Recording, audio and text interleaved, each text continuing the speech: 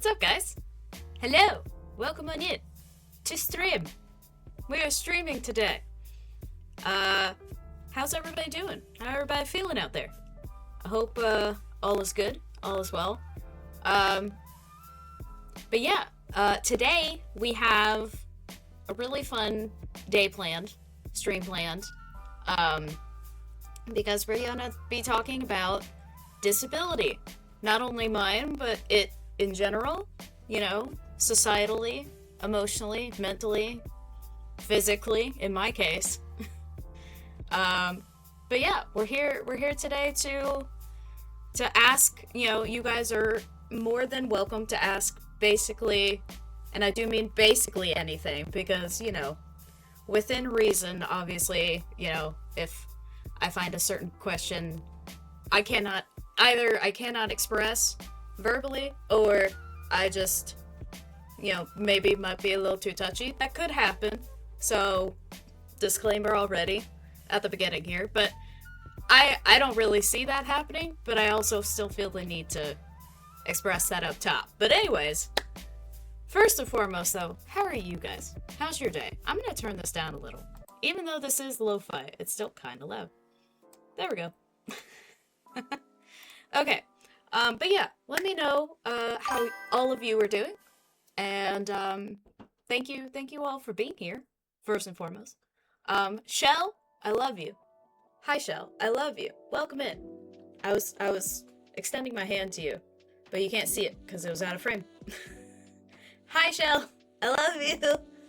Welcome in. I'm gonna go ahead and give you a shout out because everybody everybody should go and needs to follow Shell. So everyone's welcome over in Shell Hell. That's what she likes to say. So, but yeah, Shell, love you. Hope you're doing good. And Gohan, it's never a trap. Actually, sometimes it is a trap. But in this case, it's not a trap. We are really doing a Q&A because in case anyone doesn't know or isn't aware, July is Disability Pride Month.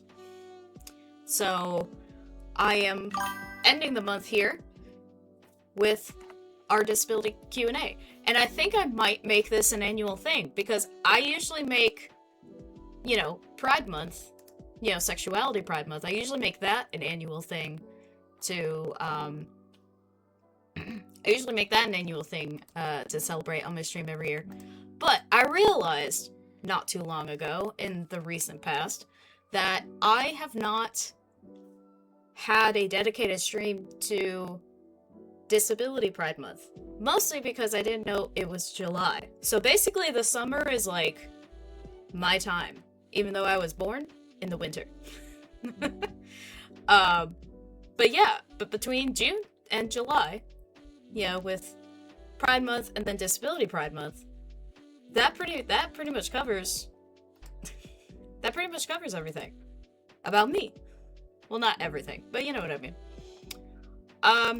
So yeah, like I said, we are going to be talking about disability and, you know, my disability in particular, because obviously I am the only one that can talk about my lived experience with my disability. And then, of course, my thoughts on disability in general as a whole. So all that is going to be happening today. And I did want to quickly, put on, let's see. Oh, there we go. That would work. Let's do that. I was about to say, yeah, that'll work. Oh, wait, there's an actual Disability Pride. For those, I probably should have verbalized this. I'm putting tags on this stream because I didn't know if I actually had, like, disabled on my stream at all, and I don't. So now I do. Or now I'm going to. So let's see. Well, we definitely need to put that on there.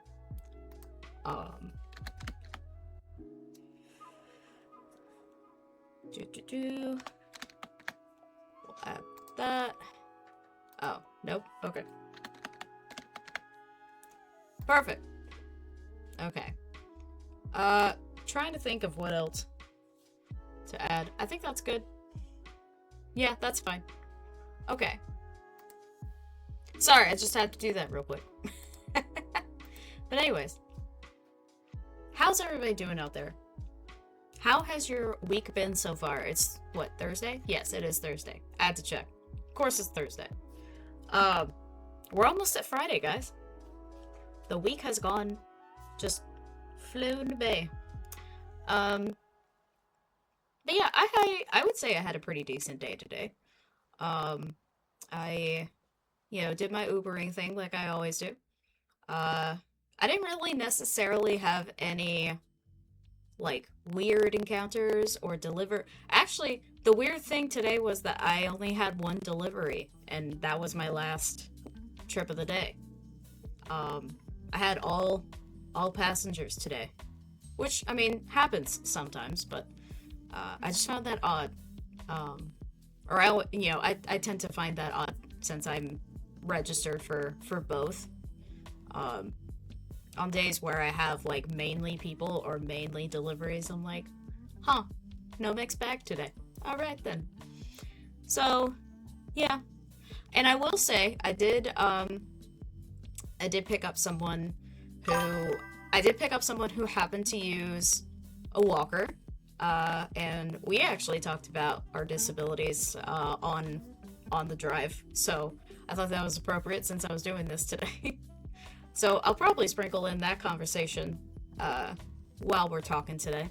But obviously I just want to kind of chat with y'all for upfront and, see how you all are doing out there, because I always like to know how you guys are doing. Scott, already starting fires in my chat. As always, Scott, welcome in.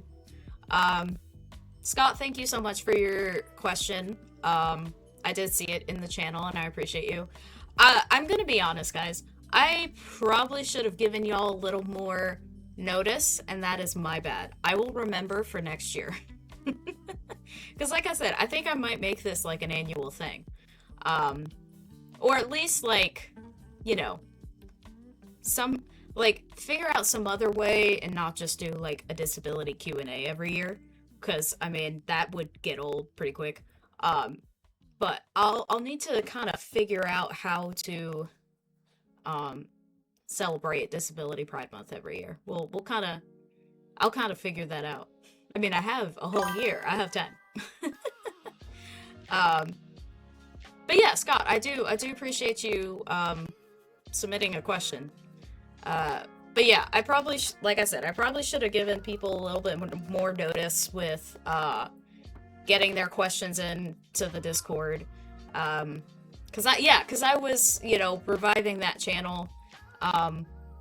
Well, because I've used it. I mean, obviously, if you're in the server and you go in there, you can tell that I have used that channel in the past for other Q&As I've done. But I did revive that channel in the hopes that you guys could submit your questions there, and then I can just pull from that channel, and that would be how we do things today. But since we have Scott's question in that channel, and that's really about it, I will tell everyone and let everybody know that you can still submit questions in that channel if you would like. But I also thought it would be kind of fun to just Google, like, FAQs with disability and go from there, kind of get that foundation.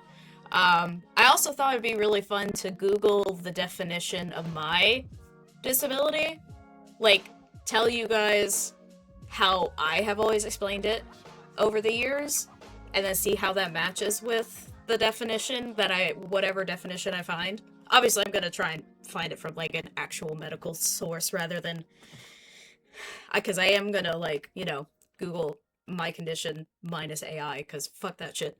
Because that won't be correct. Of course it won't. So yeah, I kind of thought that we could start with that, and then kind of go from there. And again, like I said, if anyone wants to, just chat in here and ask questions in here, in the Twitch chat, or if you want to go to the Discord and submit your questions in the questions channel. Either way is fine with me today.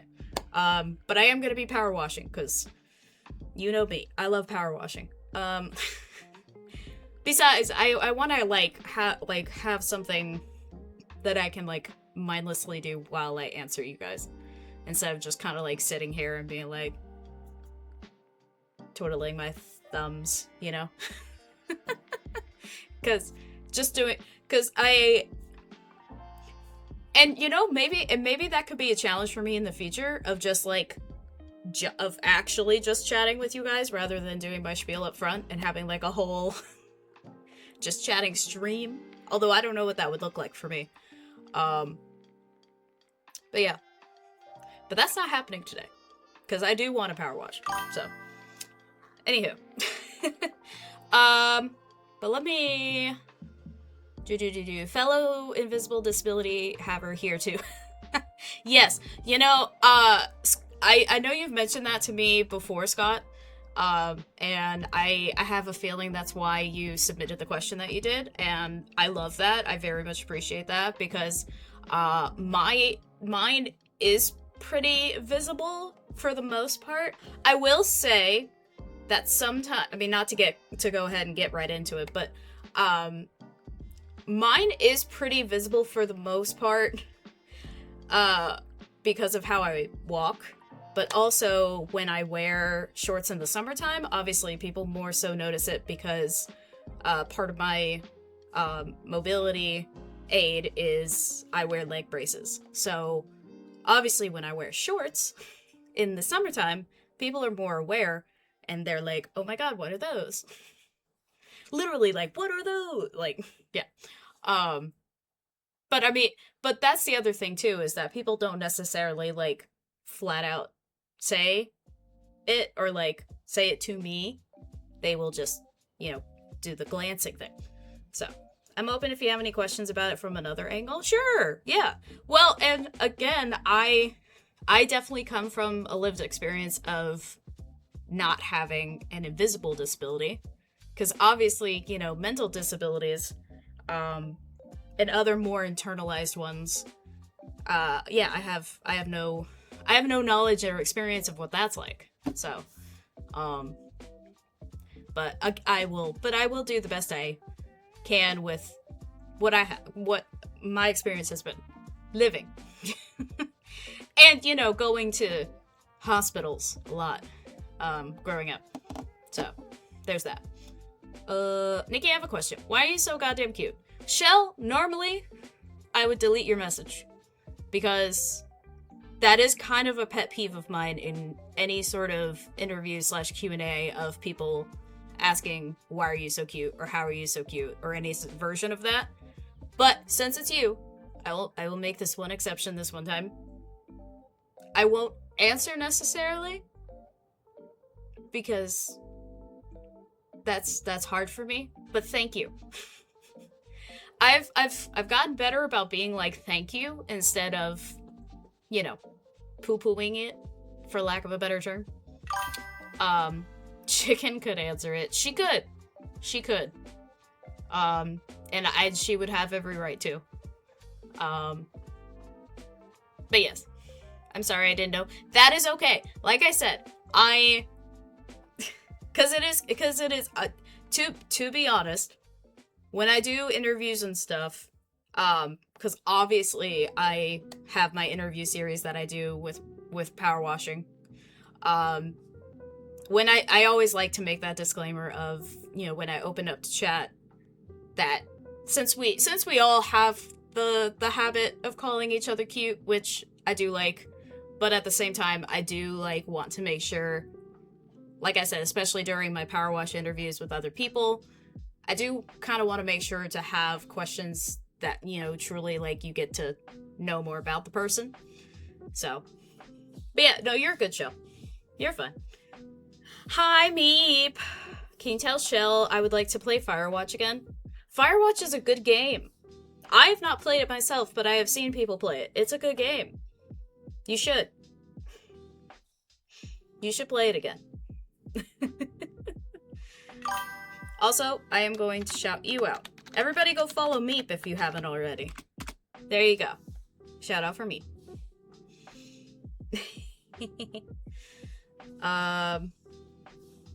Meep, you're playing Resident... Well, everybody's playing Resident Evil 6 right now. That's crazy. I feel like so many people are playing RE6 right now. What's that about? What's with the trend of RE6? I was told to never play RE6 ever, and now everyone is playing it. Believe it or not, Shell's also playing RE6. Are you two playing it together? That's cute. What's the deal with RE6 gamers? I don't know. It's so bad. That's what I was told. I literally had this conversation last night because my friends Avery and Arcus, y'all know them. They're playing it. They're playing it right now. And they were playing it last night. And I was watching them play it. Because I have never seen actual gameplay footage of RE6. So I was just watching them play it. I was like, maybe I can understand why people keep telling me not to play it. And yeah, it's kind of janky as fuck, from what I can tell. But yeah, I have not, I don't have the game, and I have not found anyone to play it with me. Also, since I finished RE9 pretty recently, I'm kind of taking a break from the RE franchise for the moment. Or at least, like, the main story games. I do want to get back into the DLCs of 4 and Village, because I did not do either one of those. So, but that'll be on my own time. Or maybe I'll play it here. I don't know. Well, RE8 I probably will play, or the Village. The Village DLC I'll probably play on my own time. But anywho, no one plays with me. I'm sorry, Scott. I'd play a game with you. If we had a game in common, Scott, I would totally play with you. It's a bad game, but a fun co-op. That is literally what I got from watching Avery and Arcus play it last night. Is that it would be fun to play with someone else. Because, I mean, that is what that game was made for. It was, from what I saw, that is what that game was made for, is to play with other people. So, Shell was like, I want to play a bad game with you. I was like, just hop on Hunt. Wait, is Hunt bad too? I have that one on my wish list. At least I think I'm pretty sure I still do. Oops, that's the wrong. Was it Hunt?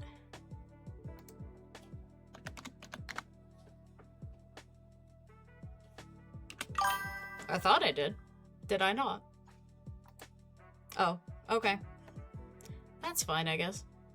I really thought I did. Oh, I do! Hunt Showdown 1896. So that's a bad game? Hunt is the worst game I've ever played. I have 1,700... I have 1,750 hours in it. If it's the worst game you've ever played, how do you have that many hours? That's crazy. I don't care if it's a Nimki game, but I would absolutely play it with you. I saw a mutual friend of me and Chickens. I saw her play it with her partner and another friend of theirs on her stream one time, and it looked fun. I like a shooter game. I tend to like the shooty games, so but yeah, I have it. Like I said, I have it on my list. I just have not purchased it myself. So, anywho, so yeah, what was I gonna say? Yes, so disability, the reason we're here. I bet you would like it, you pee with buds. Yeah, that's why I was like, when Meep said it wouldn't be a me kind of game, I was like, isn't it just shooting with your friends? It kind of, because here's the thing. I will mention this one more thing, and then we will actually get into our disability Q&A because I've already been chatting for too long. Although that's literally what we're gonna be doing today. But regardless, I have been saying to friends and to Chicken too that I need another pew pew game like Fortnite. Like, I need a replacement for that in my gaming sphere, because Fortnite is, you know, introducing all of this AI into their cosmetics and everything, and I haven't played it since that was brought to my attention, because I don't want that. I don't want any sort of AI in my gaming ever. So, but I miss having like a multiplayer, you know, pew pew game to play with people. And I definitely don't want to play Valo, and Overwatch gives me a headache to even watch. So that's why I was like, oh, Hunt looks kind of cool. It's very sweaty, heavily sound based, and guns have slow cycle speeds, and you have to lead bullets. What does that mean? Well, that sounds fun, then definitely hop on. Well, I mean, I don't have the game. Maybe I'll wait till it goes on sale again. Or it might be on sale. I didn't actually check. I just wanted to see if it was on my wish list still. But yeah, but since the introduction of AI to Fortnite, and I do need to do a little bit more research on exactly how much is in the game, because I can just like not buy cosmetics ever again and be fine. Like if there's no actual AI like within the gameplay of Fortnite. So, but he's saying you have to lead your shots. Oh. Like, they have a travel time, so you have to predict where people will be. Oh. Okay, I get what you... Okay. Yeah, I just kind of read that. I think I read that weird in my head, and I think that was what the thing was. Anywho. But gotcha. Thank you for explaining. I appreciate it. But yes, so... So if anyone has any suggestions, I have been wanting a game like Fortnite minus AI, obviously. So, if anyone has any suggestions of things in that category of a nice pew pew with friends, let me know. That being said, I will go ahead and start off with, speaking of Google, I will go ahead and start off with Googling my disability and see what... Oh, it's on here? That's funny. Because I literally typed like the first... Well, I did type in arthro. But that's really funny that arthrogryposis is on like the fill out list. I didn't think it would be. So, good on Google. Or people are really trying to figure that out. But yes, like I just said, my condition / disability is called arthrogryposis, which, so I'll explain how I've explained it over the years, for those who don't know. Arthrogryposis is basically a condition where your muscles, typically, for me, it's in my legs. I don't know if it actually, broadens to, like, arm muscles or anything like that. It might, but, basically your muscles are shorter than normal. So, in my case, with my leg muscles being shorter than normal, I have trouble with things like walking, standing for long periods of time, having the inability to run. Flexibility is an issue for me from the waist down. Yeah, so all of that is combined into arthrogryposis. I will say that it is, like with any disability, it is on a severity spectrum. So, because I'm trying to remember how many years ago it was, but I do remember that someone on American Idol, there was someone who auditioned for American Idol who had arthrogryposis as well, and she was wheelchair bound. So, Meep! I gotta stop saying shit in front of people. Because they do things like this. Meep, thank you. Now I have Hunt. Who did that? You did that. I saw your name. You did that. Also, thank you. I appreciate it. Now I have it. So now I can, you know, see for myself if it's something that I would enjoy. So thank you. Meep stole the cookie. Stole the cookie? I want cookies. That's crazy. Why is there... Okay. That was... The song that was playing just now had, like, a talking portion, and that, like, kind of really threw me off, so I just skipped it. Anywho, so yes, what was I saying? Oh, yes. So, like I said, severity spectrum, it was really interesting for me to see, like, somebody, like... When I was watching American Idol that year, and you know, the girl was introducing herself, and then she said that she had arthrogryposis, I was like, oh my god, me too! It was one of those things where I was like, oh my god, that's so cool!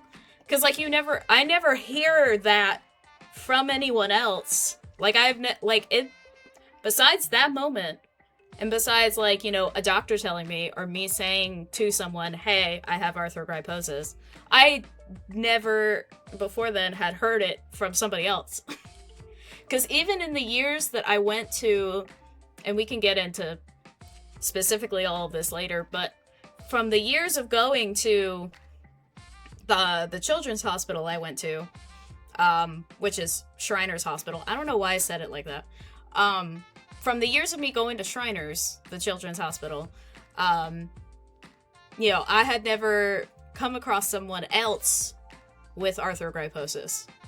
And so hearing it on TV from someone else, and then seeing that she was wheelchair bound and I wasn't, it was very interesting to see how much of a spectrum there is with just one condition. Because obviously you understand, or maybe some people do, some people don't. But, you know, a lot of times you understand that things are on a spectrum, but then it doesn't, like, click for you until you, like, see it. Or at least in that moment I had that, like, recognition of, like, oh, I'm on, like, the lower end, you know? So yeah, that was really interesting to... But yes, basically, arthrogryposis is a muscle condition. It is a shortening of the muscles, and then for me... standing, walking, flexibility, and just limited mobility in general is basically what I, you know, those are basically my limitations. So yeah, walking a lot is hard for me. Standing for long periods of time is hard for me. Yeah, not flexible, so I can't do yoga. Oh well. And yeah, that's really about it. But let me see if I can find, like, an actual definition. Let's see. You know, I wonder actually if there's, like, oh, hey, look! A Shriners, arthrogryposis symptoms and treatment section. Well, let's just get it from the actual source, shall we? Or at least the source for me. Okay. So, if we go from here, which I may be a little biased, but I do, in fact, trust Shriners Hospital. I mean, they saved my life, which I can tell that story, if you guys want to hear it. But they saved my life, so I trust them. Okay. So, arthrogryposis is a number of rare muscle disorders that can cause stiff joints and abnormal muscle development in children. Okay, there you go. So yeah, it can affect your joints too. I definitely get some of this in my knees, and I have been having a lot more knee pain lately, which has been terrible.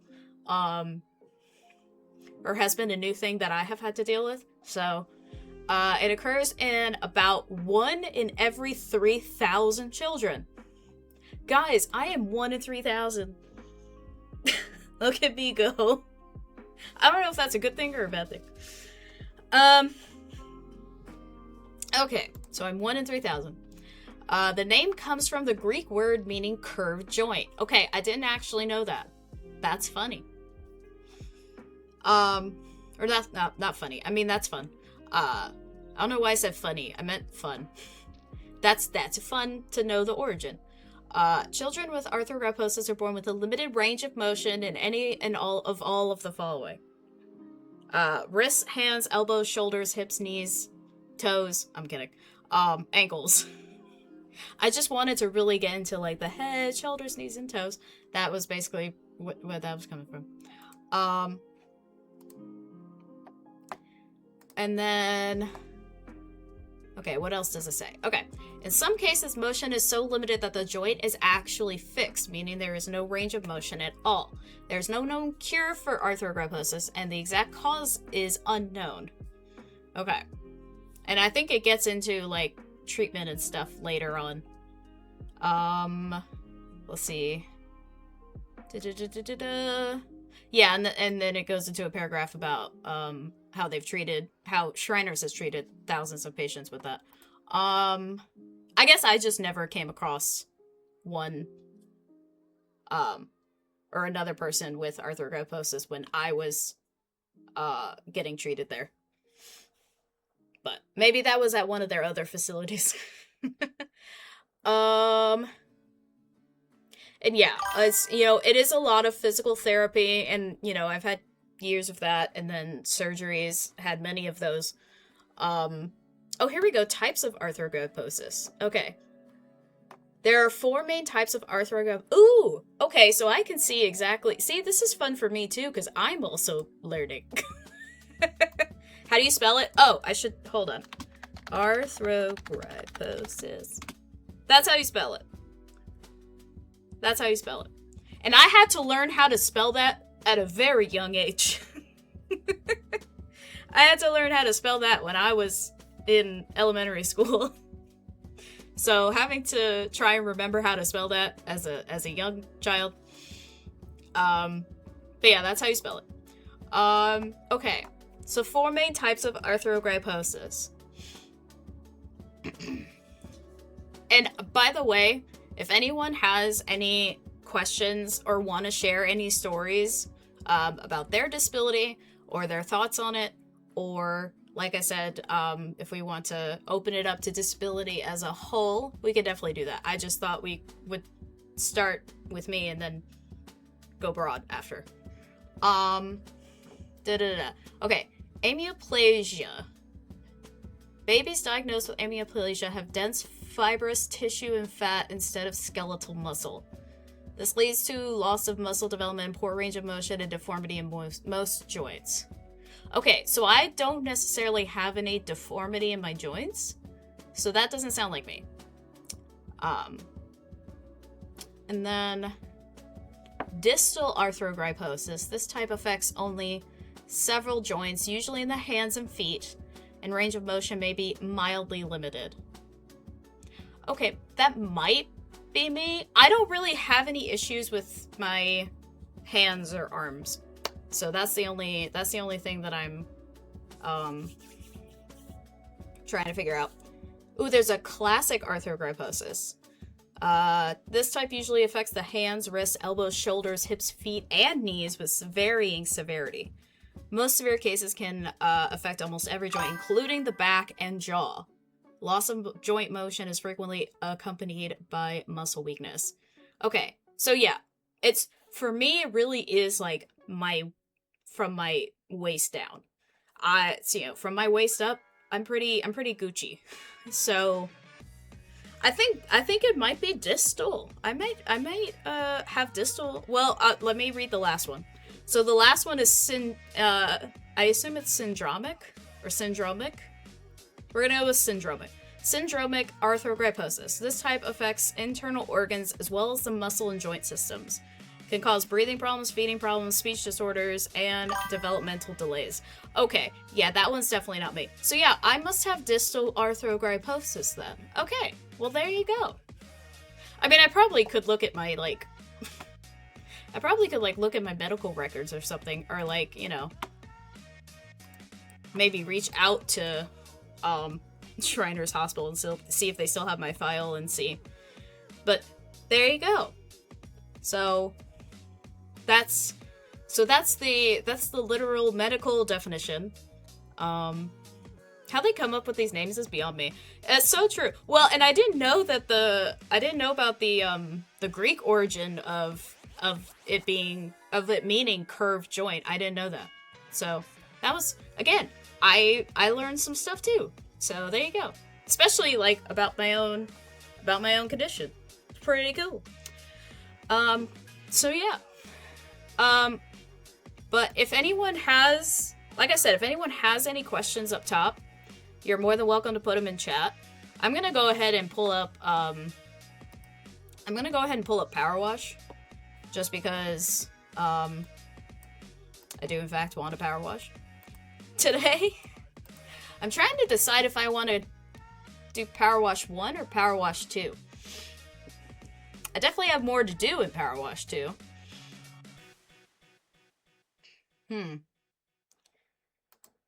Should I let chat decide? Should I do a poll? That could be fun. That could be fun time. Okay. Just because I haven't done a poll in a while. Alright. Power Wash. Or I should say, which Power Wash? 1, 2.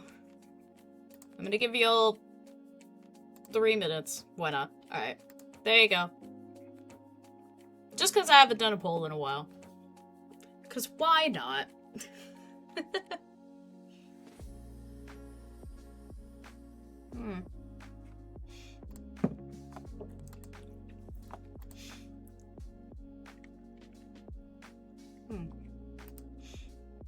By the way, Meep, I did just see your DM, and yeah, I will hit you up when I'm available. But yeah. So, let's see. Well, another idea I had was, going back to Googling and such, was to pull up maybe some articles of frequently asked questions about disability and kind of go have that be kind of a foundation and a jumping off point. But yeah, like I said, guys, if you have anything that you want to ask, if you are curious about anything, whether it's my disability and experience with it specifically, or if it's anything related to disability as a whole, obviously that'll be a little tougher for me to answer, but we can always have just, a good discussion. I never mind that, so... Oh, actually... Wait a minute. I'm sorry. We could go ahead and answer Scott's question while we're doing the poll here. So, Scott did ask, what do you wish people understood about invisible disabilities? And, again, I will say that, I am, my disability itself is pretty visible. So a lot of people will be able to see, that I am, in fact, a disabled individual. And I always get questions all the time with my Uber. Well, maybe not all the time, but I do get frequently asked about my hand controls on my car when I drive with passengers. So, just another aspect of being a visibly disabled person. But I do wish people would understand that the same respect should go to all people, really, but the disability community is something that is always not shunned. I'm trying to find the right word. Well, they maybe at times, but disability is always a walking on eggshells subject for people, and it's not really discussed in a way of how to approach, because that's the thing. People, okay, y'all tied the poll by not voting, and that is fine.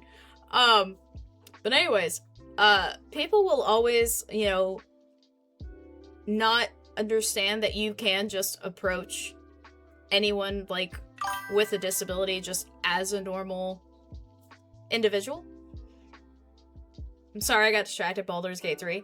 That's fair. I understand that game is can be very distracting. It's a lot of, like, moving parts that you have to, because you have to facilitate a lot of it, with the turn-based combat and everything. So I get it. Sorry, I have something in my eye, and it's like, this is not a cute look, and I'm so sorry, but I think I have, like, an eyelash. Did I get it? I don't know. I'm, like, trying to have a serious conversation here, and my eye has an eyelash in it. Ah, God. Ugh, both of them are working against me. Okay, here we go. We're good. But yeah, to really focus on invisible disabilities is obviously respect. I always like to take what people tell me at face value. And in this case of, if someone with an invisible disability, like, needs assistance or needs something from me, like, obviously I will do my best to provide for them. In the case of, I guess, hold on. Okay, so the best example here, and this is something that I even have a pet peeve about, but it is also hard to tell at the same time. I will sometimes, and I will catch myself doing this, I will sometimes clock people who have a handicap placard and park in a handicap spot, and then, come out walking fine, or not having a walker, or not having a crutch, or not having, like, a walking stick, or, like, any sort of, like, visible mobility aid, right? Or, like, a limp, or something, Like, you visibly cannot see that person, but, so, sometimes I will, because, you hear stories sometimes of people taking, like, their grandmother's handicap placard and using it and parking in spots that are necessary for those who can't walk long distances, like myself, for example.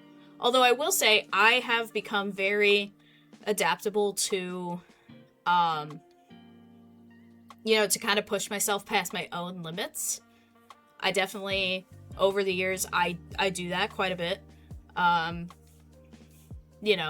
Because either I don't want to ask for help, or I will be like, oh, I can do it, it's fine. And then I'll get to the brink of exhaustion or the brink of pain, and I'll be like, okay, I'm not fine anymore. Oh, hi, Dan. Okay. I'm gonna say this. I'm gonna do a quick disclaimer like I always do with the Uwu redeem. Chicken, if you were lurking, I'm doing it right now, okay? I'm giving you 3, 2, 1. Okay. Hello? There you go, Dan. Also, hi. Welcome in. I always gotta make sure. In case Chicken happens to be lurking, I always gotta make sure to put the disclaimer on the Uwu. But Dan, welcome in. How are you? What's up? Everybody, if you're not following Dan, please go follow Dan, aka King Cox. But yeah. What was I saying? I don't know. Why are you leaving? Are you leaving because I shouted you out? Why are you leaving? Come back. Dan, come back. Dan, come back. You can blame it all on me. Mostly because I did it. Because I did, in fact, shout you out. It's kind of my fault. But yes. Hi, Dan. Welcome in. But yes. So basically my whole point is I I am both sides of the coin, where I will see somebody park in a handicap spot, get out of their car, and look conventionally fine. I'll say it that way. Hopefully that won't render any ill will. I'm not saying that, to, but yes, look conventionally fine. And then I will, in the back of my mind, or like in the front of, or I will be like, "Hey, you don't know what that person is going through." But then again, there is those circumstances sometimes where people will take, again, like their friends, parents, grandmothers, grandpa's handicap placard to use it to park in handicap spots. And that is a problem, because you could potentially be taking away that spot from someone who actually needs it, who actually has a tough time walking long distances. They can't park in a spot 15 rows down, because then when they're trying to get to the, what if it's like at the grocery store and they're buying like a week's worth of groceries, there's no handicap spots available because someone took a spot that didn't necessarily need it, and now they're left with having to walk with a week's worth of groceries. This may be, a certain example from my life, but no, I used to park in handicap spots at the grocery store, but I have actually found that it is better for me to park near one of the cart returns instead. So, but sometimes that is close to the store. So, anyways, tangent being, I wish people understood with invisible disabilities that you have to respect them as much as visible ones. That you have to take those people into account too when, creating laws. Or like the ADA, for example, the American Disability Act, like, any sort of implementation of, infrastructure or or law, infrastructure or law, that's what I was trying to say. Any implementing of structure, infrastructure, law, what have you, needs to also consider those who aren't visibly disabled, who have mental disabilities, emotional ones, things like that. So, but yes, I wish people would understand where those people in that category, in that umbrella of disability, I wish people understood that more from that perspective. So I hope that was a good answer to that was a really long-winded answer to your question, Scott. But I hope you like my answer, because I know you've shared multiple times. I know you've shared multiple times about how you that you happen to be a disabled individual like myself. So and that yours is in fact invisible. So before I started taking Hadlima injections, I'm not sure what Hadlima injections are, to be honest. I could never walk long distances due to searing pain. So I have navigated the world knowing that I will push my limits a little bit, due to me not wanting to, and this might go into some psychology here. I appreciate you taking the time. Yeah, of course. I appreciate you putting the question in my server. And yeah, I'll just reiterate again, if anyone has any questions about my disability in particular, or if anyone wants to ask about disability as a whole, or if anyone would like to share, because we are celebrating Disability Pride Month, so you are more than welcome to share your stories if you also happen to be a disabled individual and would like to share. But for me, I always have, it's one of those things that I have always pushed my limits due to the fact that I didn't want to necessarily burden anyone. And that's another thing about the internalized stuff that societal pressures kind of come from sometimes.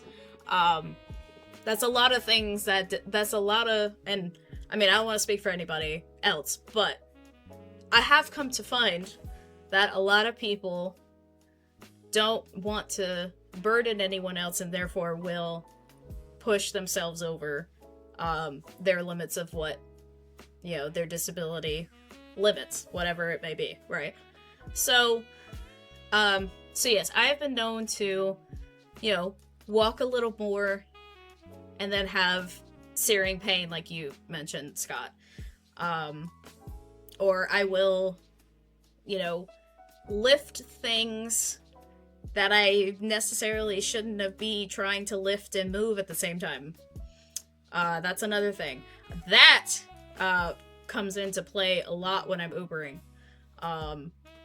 Because I will get, like, Walmart grocery orders, and then, of course, I have to deliver said Walmart grocery order to someone on a fucking third-floor apartment, and so I have to make a lot more trips than necessary just to get these people their groceries, or whoever ordered, this person. I don't know why I said people. Sometimes it could be just one person. I don't know. That's not the point, Nikki. Anyway, so that requires me to make more trips than necessary, or than an able-bodied person would, to take these groceries up to a third-floor apartment, right?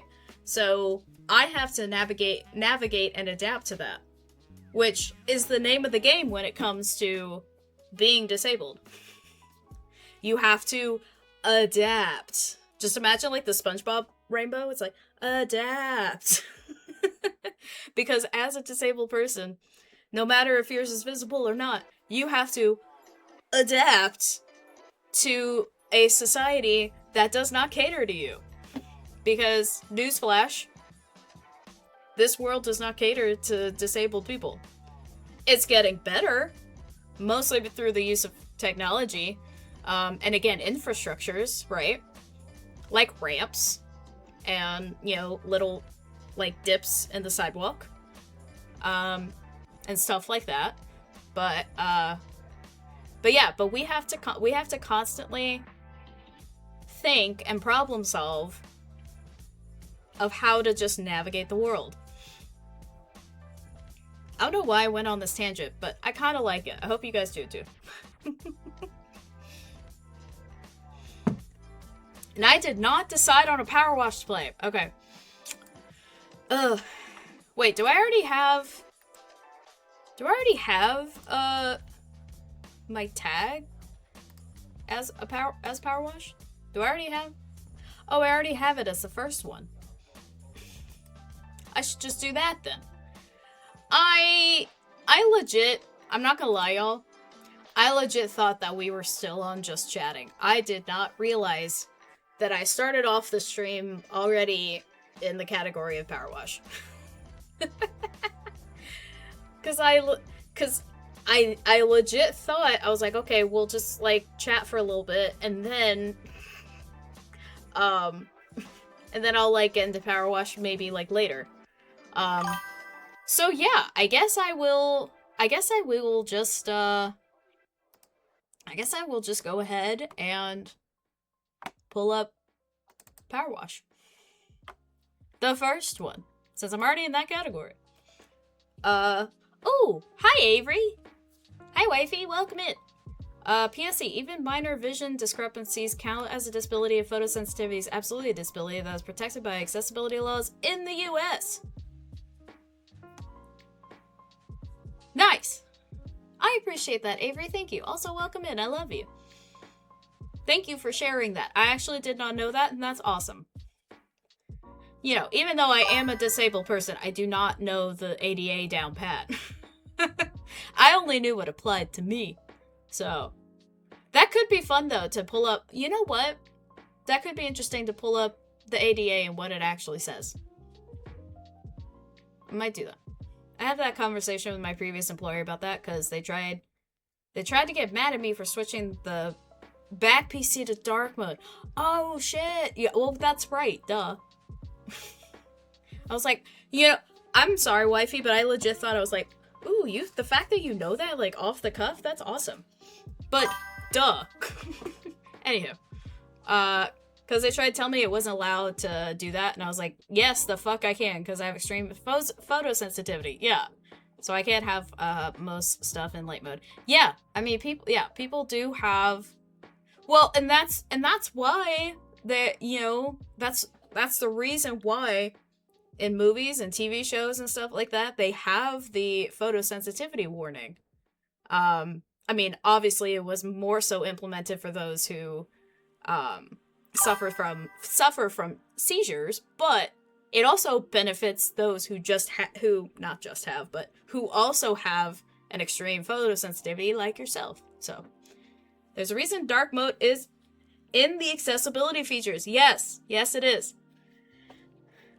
And actually, dark mode and ramps and the little divots in the sidewalk are all examples of how infrastructure has benefited from disability.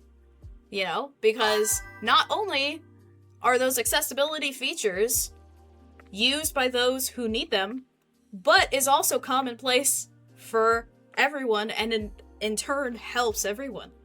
Because everyone uses them. Everyone uses dark mode. And I'm sure everyone uses, walks up wheelchair ramps because maybe they just don't want to do the stairs that day. Which I don't blame them. I do that sometimes. Then again, I do have my disability, so I'm kind of, and then of course, like, is it called like a divot? I don't know what it's actually called, but like, like where you can put your wheelchair, technically, it's for wheelchairs to get up on a sidewalk.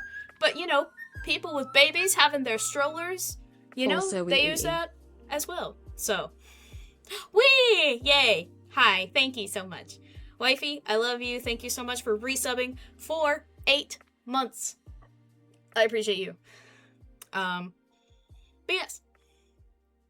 Okay. So now that I've done my spiel, or wait. What the hell is happening? Hello? Okay. There we go. Okay.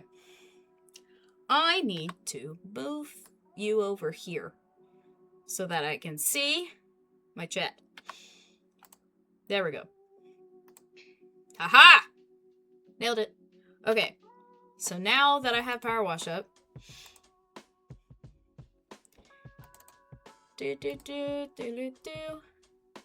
power wash.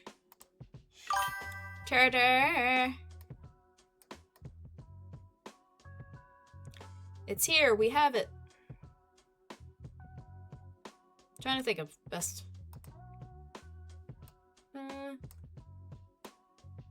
There we go. That'll work. I was trying to get my webcam. There we go. Aha! I feel this is better. I feel this. Oh, nope. Wait, hang on. I'm sorry, guys. I was just trying to move my webcam a little bit and I was clicking something else on my overlay. You ever have that problem? I know I do. It's a handicap accessibility ramp. Okay. I mean, again, just because I am a disabled person does not mean I know everything about disability. We all are learning here today.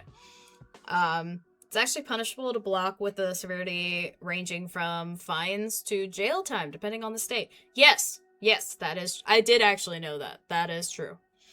I don't necessarily know if it's fine or jail time for my state. Well, let's... Actually, we're just gonna be Googling shit today, guys. Okay. Let's see. NC...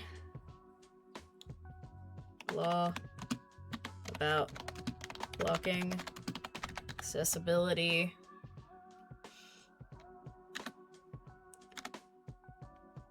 Let's see. Accessibility ramp. Oh, here we go. Curb ramps or curb cuts for handicapped persons. Yes. Curbs constructed right at all measures.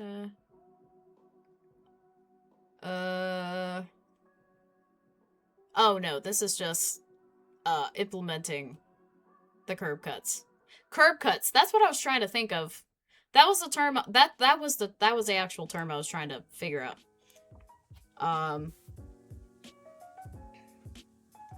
Okay. Okay, so it looks like in my state it is a fine of $100 to $250. Depending, I guess. Of $100 to $250. Alright then, well there you go. I had to try and park in front of ours at Circle K, not gonna lie, I called the cops and had his vehicle towed, because it was the third time I told him not to do it. Well, I mean, honestly, you gave him a lot of grace for it being the third time. After the second time, I would have called the cops. Actually, probably after the first time. I think I would just add more petty. But hey, that's just... Actually, you know, I probably wouldn't have done anything. I'm talking so much shit. I am talking so much shit. Okay. Alright, guys. Trying to decide. Okay. Do I want to continue with the Warhammer DLC, or do I want to continue with the Final Fantasy one? Does anyone in chat have a preference? It seems I have more things to do in the Final Fantasy one. I have not touched this one in a while. Which ones have I even done? Oh, that's right. I remember the last one was the bar place. I don't know anything about Final Fantasy other than character names. So, Ohio, it's a fee of $250 to $500, depending on if it's the only accessibility ramp available on the premise, because it's fire safety. Yeah. I didn't look further into it besides the explanation of the fine. When I just Googled about North Carolina, but I imagine it's probably, I'm assuming the fine also depends on the same circumstances, I would think. Because if it is the only one in vicinity to whatever building is near it, or buildings, yeah, I would think so. That's probably pretty standard. I would think so, yeah. I like how Ohio's is like double North Carolina's. That's really funny. Okay. Oh, somebody texted me?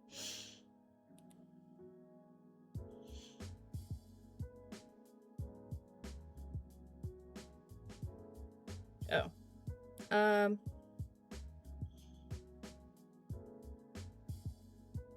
Sorry guys, I just have to send this really quickly and then we'll get back to everything. Hold on.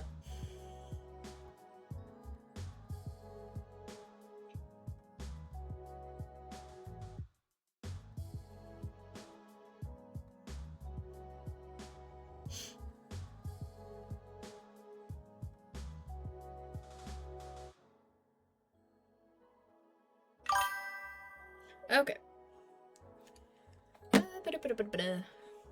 I'm proud of you for opening up and talking about your disability, wifey. Aw, thank you. I appreciate it. Well, I mean, I never have a problem with talking about it. I just realized, like, not too long ago, it was probably like a month or two back, I just realized that I've never done a dedicated stream to my disability before. And also, I only, like, semi-recently found out when Disability Pride Month actually was.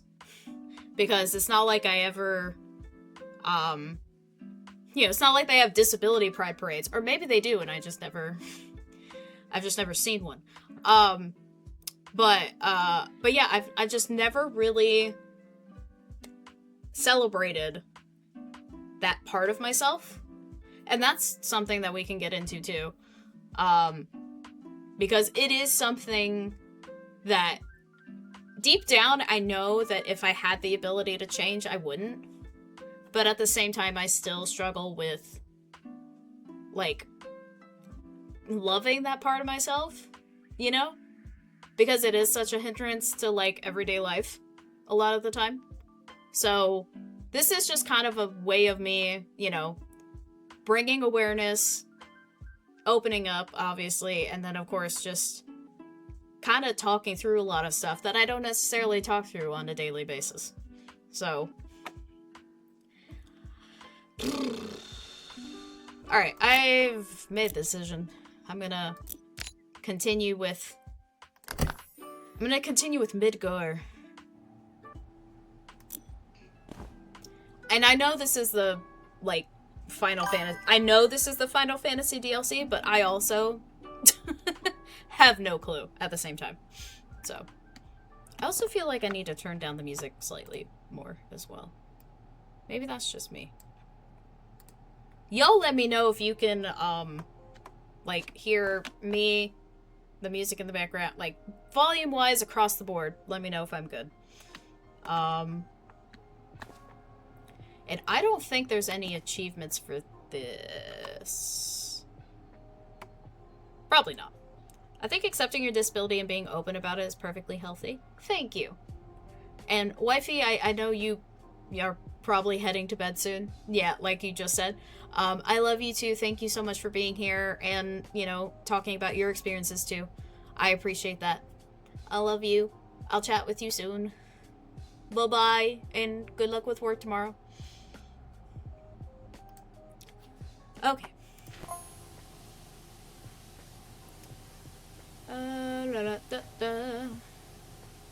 Yeah, like I said, I'm pretty sure there's no... Wait, got a streak on my way out. Yes, streak your way out of here. Streak to bed.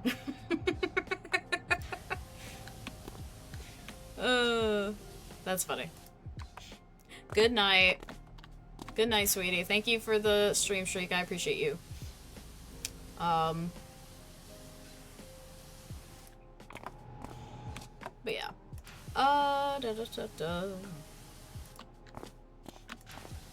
But yeah, everybody that's here, maybe you're lurking, maybe you're wanting to ask something. There is this is pretty much an open forum here. Obviously, you know, be mindful and respectful, which I know my community will be, so, but I also still feel like I have to specify that just because you never know. Actually, I probably should, you know? Let's see. Disability. Alright, I'm gonna make a quick comment to pin for people coming into the stream, guys, so give me one more second. I know I haven't done much power washing, I'm so sorry. I'm just thinking of all these things in the moment. So, alright, feel free to ask.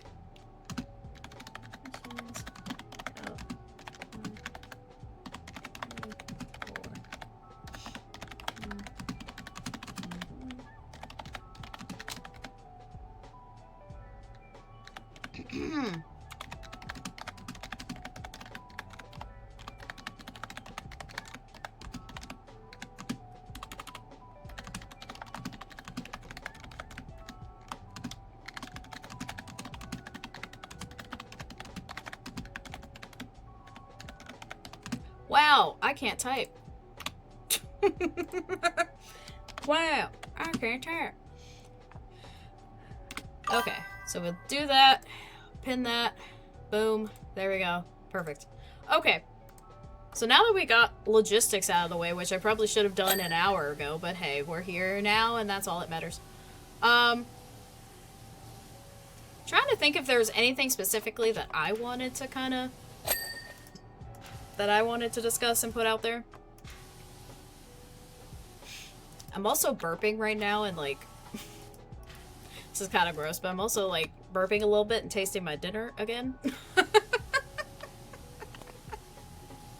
At least it was good though. I had I made a, well, by made I mean I threw it in the oven and all that and took it out of the oven when it was done.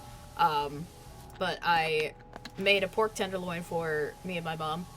It was a lemon and garlic one. And then I bought this, I I bought this thing from Trader Joe's that were like little Yukon Gold potatoes, and it came with like a seasoning pack, and you like put the potatoes like in the microwave for a few minutes, and then you just put a tablespoon of butter in, and then pour the seasoning pack, and then you stir it, and then it's fantastic. It was really good. So I'm definitely gonna buy those again. It's like basically garlic butter potatoes. Not basically, it was garlic butter potatoes. So we had those, and then we had crispy green beans that I also again just threw in the oven. It was really good dinner. But yes, but I'm burping a little bit and also tasting it again. I think it might have been all the garlic. I don't know.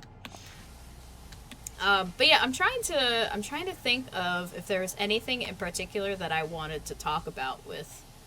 Oh, I will mention the conversation I had today with one of my passengers, because obviously, like I said before, people will ask me about my hand controls in my car because people don't understand like what it is.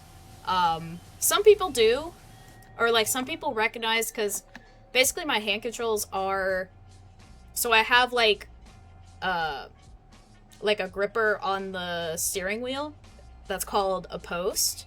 So it's basically like a little lever that juts out from the steering wheel that I hold on to and steer with one hand. Like this. I don't know if I'm even in frame, but it's like this. And then I have another lever that's underneath the steering wheel. And the lever is on like the left side of the steering wheel. And then you push it forward to brake, and then you pull it towards you to accelerate. So it basically the lever basically goes like this as you drive. So it's both the lever underneath the steering wheel is basically the accelerant and the brake, and then you have the other hand steering, right? So people will ask about that all the time, and I will, tell them about it. But apparently, way back in the day, because I have had so many older passengers comment on my post on my steering wheel, a lot of people have recognized that. So I guess people back in the day also had like knobs on their steering wheel, essentially to turn and steer with one hand, or just wanting to, like, a better ability to steer. I'm not really sure. So I did find that interesting, because I did have one passenger one time comment and be like, those are illegal, right? So I guess at some point in time, back in the day, those became illegal for like everyday use, for everyday folks that aren't, able-bodied people. So yeah, I guess at one point that happened. But then I had to explain to that guy in particular. I was like, no, these are very much legal, and I very much need it to drive. Yeah. So, yeah. But anyway. But yeah, so I was taking a passenger today, and she happened to also be disabled, and she was using a walker, and she was telling me about how she no longer drives because of her limitations when it came to, I think she mentioned like her vision, and like she had some vision impairments along with her physical stuff, and yeah, we talked a little bit about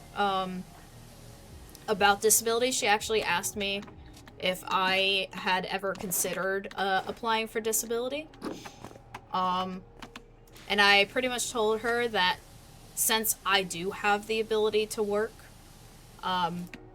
because in my mind I always considered disability, like financial disability assistance, I have always considered that to be something that I didn't necessarily need, just because of the fact that I am able to work still, and I do want and go for jobs that have me just like sitting at an office desk in front of a computer a lot of the time. Um, it's very rare, or in my work experience, it has been very rare that I have not been in front of a desk.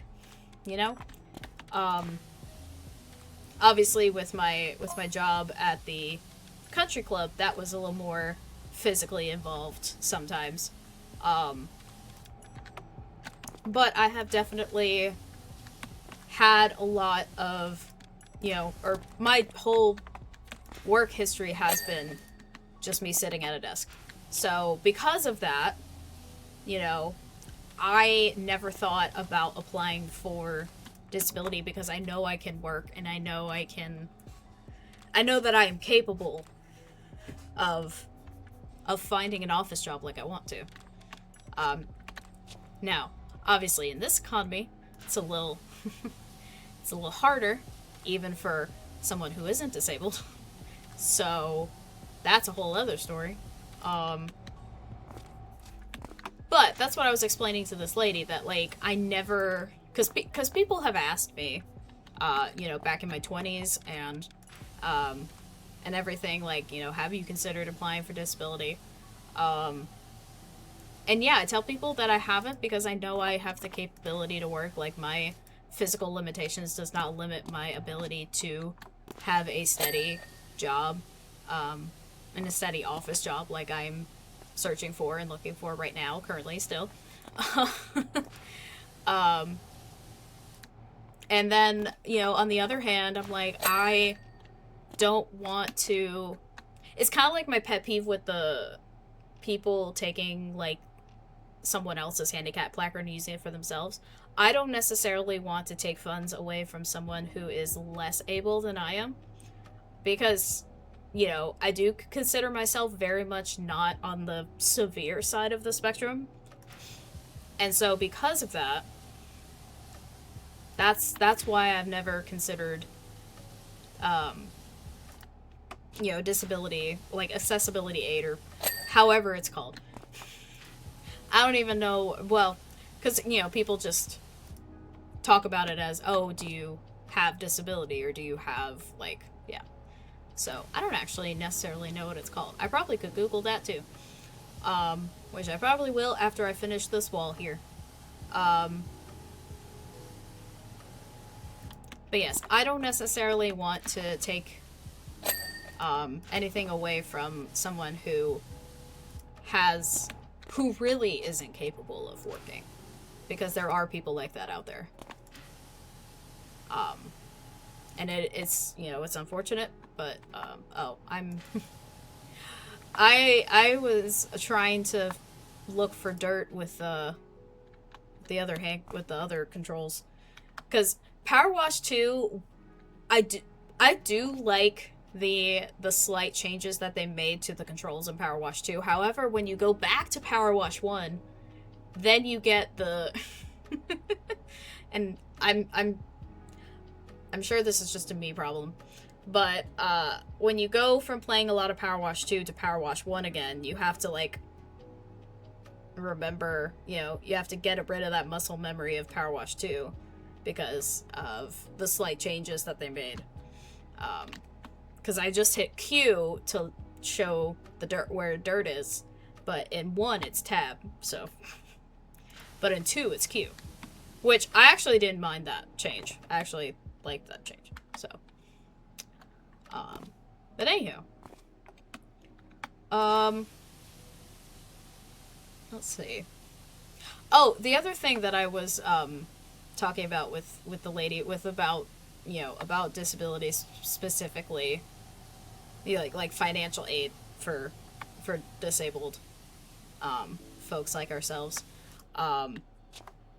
The other thing was like basically qualifications, because apparently she applied for disability and she did not get it, even though she was telling me again about, like, her vision impairment, her and she was visibly using a walker, and even her getting in and out of my car, I could tell, because we know these things. But yeah. The fact that someone like her who, as she was explaining, you know, her circumstances to me, was clearly someone who was less able than I am, and her not being able to get disability, that just kind of reinforced things to me of, you know, if I would even qualify or if I would even get accepted, with what I got going on. So, but then again, it could be different for different reasons. I don't know. I just never looked into it. I never thought it was something that I necessarily needed to do, because I knew I would be able to work and provide for myself. It's just the shit economy that we're living in right now that is impeding me from work. It's not my disability. Good times. Good times.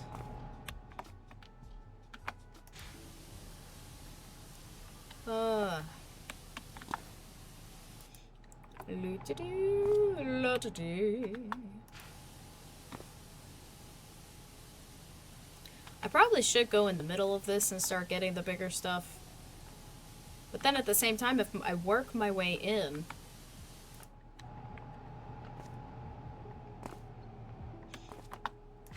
then I won't have to worry about all this stuff at the end, you know? Know what I mean? Know what I mean, chat? Okay. La-da-dee, la-da-da-da. Wait, did I not get some over here? The nerf. Okay, I got it. We're good. Oh. Well, I guess I can, talk a little bit about, I know I keep coming back to you know, to me and my, and things I'm dealing with, but, you know, that is very real, and that is very much, my lived experience as a disabled person. But I have noticed lately that I have been experiencing some more, joint pain than previous years of me living. I have noticed a bit more knee pain on my end. I have noticed a bit more,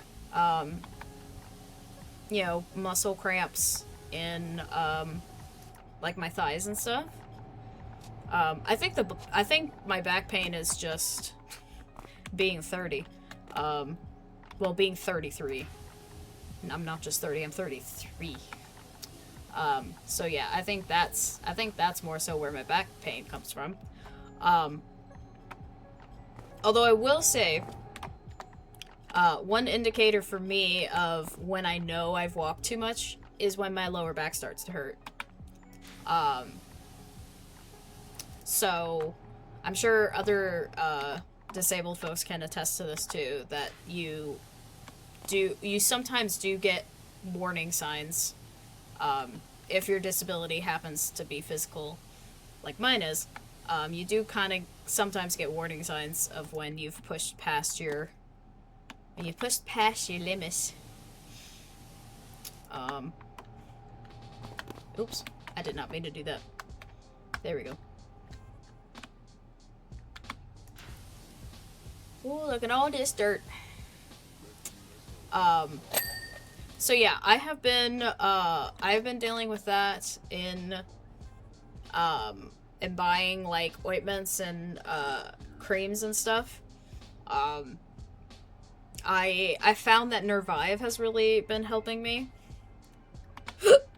And then our caregiver the other day, when my right knee and my right thigh was particularly bad the other day, she actually gave me this like ointment gel to put on my leg and my knee. that was literally, like for horses. It was like veterinary ligament, gel, ointment, whatever. Which I definitely am gonna maybe buy. Definitely maybe. I am going to buy it. Because we found, when I was searching for it on Amazon, they did have it, so, if my legs start acting up again, I know what to use. And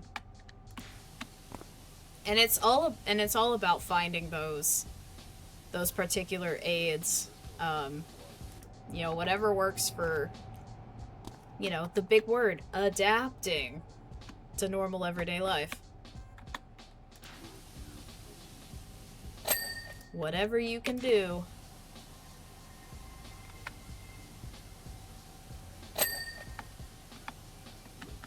Oops. I literally put on my caps lock for no reason. Okay. Do do do do do do.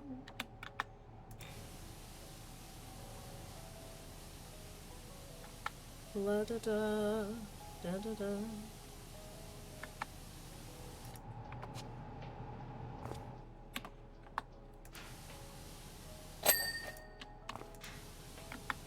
You know, I would love to figure out how to, since I sing so much on my stream anyway, I would love to figure out how to play copyright music on my streams. I need to put that on my to-do list. That was a random side tangent, but I have been thinking about that more. I'm like, I need to figure out ways I can fucking get around DMCA like other people do.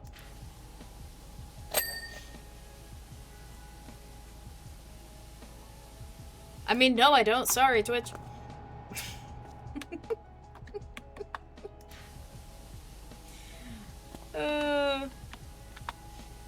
That's not what I meant, Daddy Twitch. No.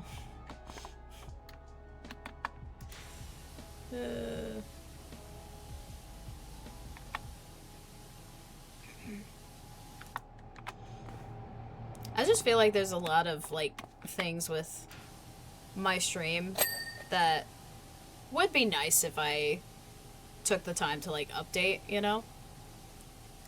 Not that I don't like how my stream looks, but I've basically had the same setup for 3 years. So, I think it might not be a bad idea to, you know, revamp some things, potentially. I think I've gotten everything in over here. Okay. I think I can finally work my way over here now. Okay, I'm getting off track here. Let's see. What other disability things? What other disability things would I like to discuss? I mean, I would love to know, you know, I would like to know others' experiences, either with disability or with, you know, or with someone who, you know, someone in your life that happens to be disabled. That's the other thing, too. I guess that most people maybe don't know. Because I don't know if you guys have been hearing me say, like, someone who happens to have a disability. I mean, I have been saying disabled person, too. I do interchange them, but I do try my best to, say, like, someone who happens to have a disability. Because, of course, even though we do want to spread awareness about disability across the board, we also don't necessarily want it to completely define us either. And there may be people out there who, you know, don't necessarily, and I don't mind, you know, being called a disabled person. I think that's pretty clear, from where I'm standing, and from what you guys have heard me talk about. But I do like to kind of make the point of there is more to this person than their disability, and so I do say, you know, when I refer to someone, I do try my best to say, you know, this person happens to have a disability, or like they just they happen to have, you know, if I know a specific, you know, what their specific condition is. I do make that a point just because I want to be sure to communicate to the other person that I know, you know, in my way, I do know that they aren't, like, that isn't fully them, like they are more than that. So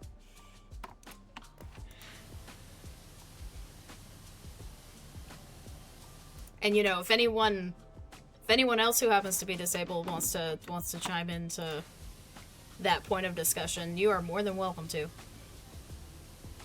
I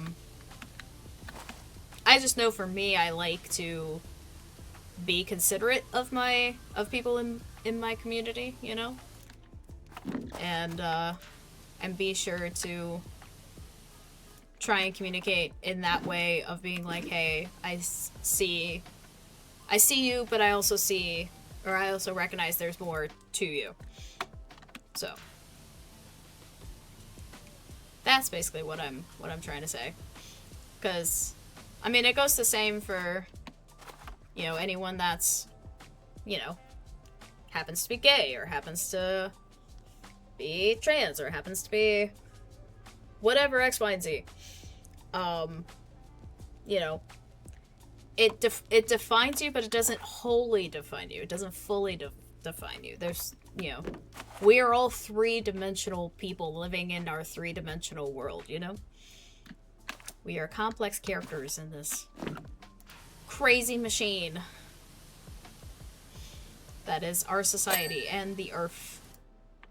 Not the Earth, the Earth. I don't know why I said it like that.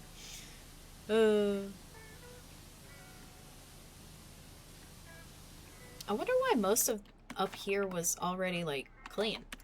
I don't get that. Did I do that earlier and I just didn't realize, or I don't know. I don't know. I'm just taking this a layer at a time. Or a section at a time, rather.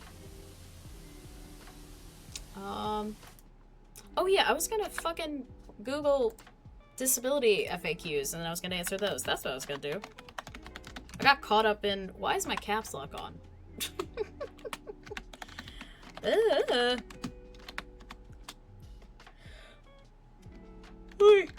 Oh my goodness. Oh, I forgot. There we go. Ah.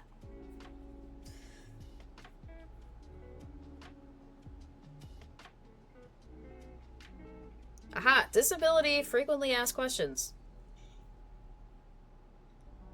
From a disability network. Yeah, because a lot of these are about disability benefits, which I could also look into. But let's click on this guy. And this guy. Ooh, my goodness. Oh, they actually answer the questions. It's not just like a list. Well, I mean, that makes sense. I don't know why I was like, oh, I can just like look up like a list of frequently asked questions related to disability and then go from there. But of course, you know, they're gonna answer the frequently asked questions as well. Okay, let's see here then. Alright. What is a disability? Do people still ask that to this day? Do they though? Well, that's the thing though, because it can be, I mean, you know, depending on who you ask, it can be hard to define because people do just assume physical, you know, that it's just like physical ones because that's what's been portrayed the most and that's what's been known the most in society. Excuse me. So according to this, disability is a physical or mental impairment that significantly limits one or more major life activities. Well, there you go. I mean, there's gotta be, like, emotional disabilities, right? Or does that fall under mental? Because that would be, like, developmental, like a developmental delay in, emotion control, for example. I don't know what that would fall under necessarily, but,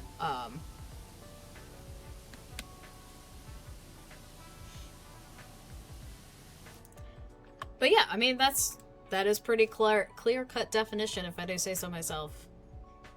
Okay, disabilities fall under 7 categories. Physical, sensory... Okay, here we go. Physical, sensory, developmental, learning, cognitive, mental, and health-related. Okay, so even cognitive and mental, like, according to this, article that I found, they're even splitting off cognitive and mental. There are countless disabilities, including diabetes, arthritis, blindness, and autism. Large majority of disabilities are non-apparent, aka invisible disabilities. 80% of people with a disability have acquired the disability after they were born. I am one of those that was, in fact, born with. I was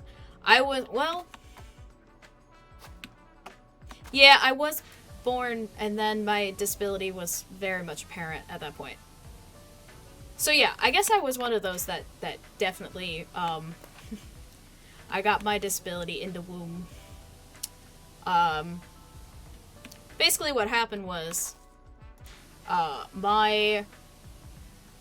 a baby, I was caught in, a certain part, not to get too technical or quote-unquote graphic, but I was basically, as a baby, trapped in one section of my mom's uterus in this V shape, okay? And therefore, when that happened, I was birthed... I don't know how to say this without saying it this way, so I'm just gonna say it this way, and you can get this soundbite, I guess. I was basically birthed ass out. Therefore, my lower half was, was severely, impeded by being in that position for pretty much the entirety of my mom's pregnancy with me. So being in that position, definitely, did not help with my muscle growth. And therefore, that's how I was diagnosed with arthrogryposis after that.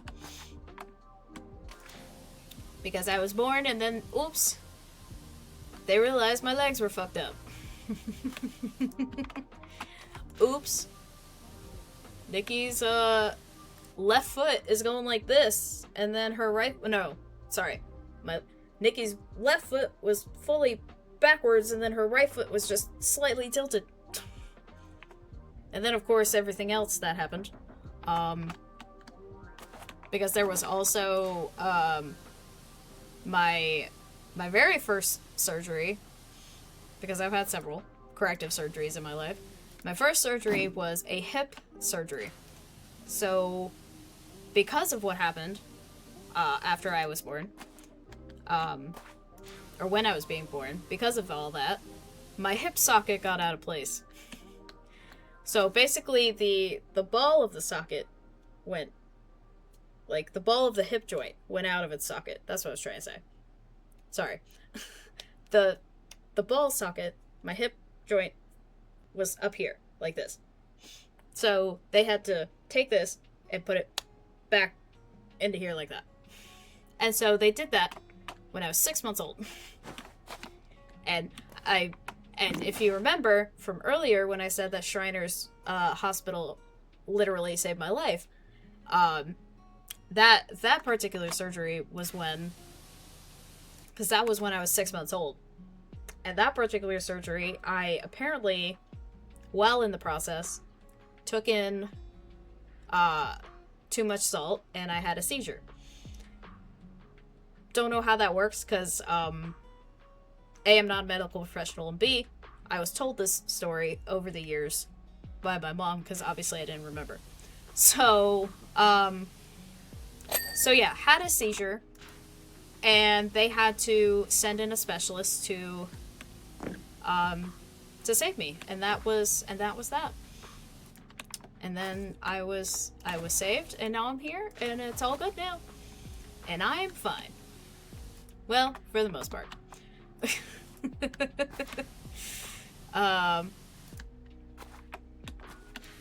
So yeah, so that was just one of many corrective surgeries that I had to have basically from then until I turned 17. Or was I 18 for my knee No, I was still 17 for my knee surgery. Because obviously once you turn 18, you are no longer a child and therefore can no longer get care and or procedures done from Shriners Children's Hospital. So, anyway.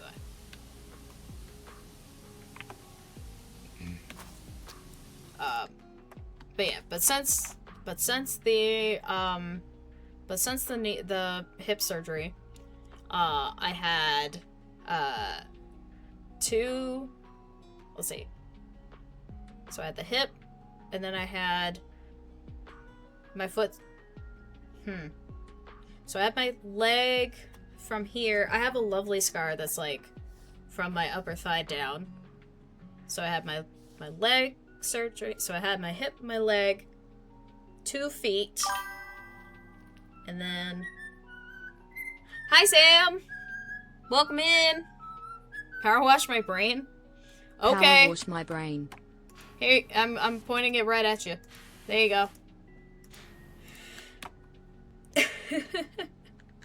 How you doing, Sam? Welcome on in.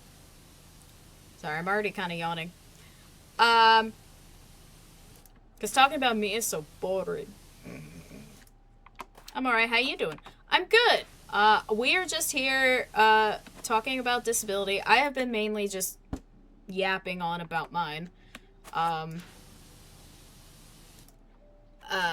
Because it is Disability Pride Month, and so I wanted to do this stream today to open up the floor to any and all discussion of disability. If you would like to ask, if anyone would like to ask questions about mine specifically, or disability as a whole, if there's anything you've ever wanted to know, been curious about, or you just kind of wanted to talk about in general, in regards to disability, like the pinned comment says, it's a, safe space for discussion. So, yeah. But yeah, that's basically what we've been doing today, Sam. I was just kind of going over my, I was trying to count in my head, every corrective surgery I've had, because I know I've had 7 overall. I just can't remember all of them. Like, I can't remember the order and, like, how many foot surgeries I've had versus, because I know I've had 2 knee surgeries. And then I had my hip. Then I had my feet. I'm trying to think of what... It might have been 3 foot... Okay. My hip. My leg. Then 3 foot surgeries? 3 foot surgeries. And then my 2 knee. That actually makes sense. Because I know I've had 7. I know I've had 7 surgeries in my life. All course correcting basically everything from my waist down. So yeah. That's and again, that was all thanks to Shriners Hospital for Children. I will always appreciate and love the work that they do over there. Without them, I would not be here. Without them, I would not even have the... Probably wouldn't have the ability to walk at all, I would think. Because of the recovery process of one of my knee surgeries that I had to do. So, thought you were gonna say it makes sense because I have 2 feet. No. No, three foot surgeries made more sense because that does add up to 7. I just couldn't remember how many foot surgeries I've had versus like knee and just my overall like legs in general. Because I do have like one huge scar on my right leg from one of my surgeries. So that was literally like from my, like basically from my waist down. So like connecting my entire leg. So do I remember what they did? No. Could I probably find forms that, you know, tell me of all of my exact surgeries? Probably. That would be interesting to look back on and try and find. If there was any records that I could find of what exactly every surgery was about. Because I really truly only remember like the last 3.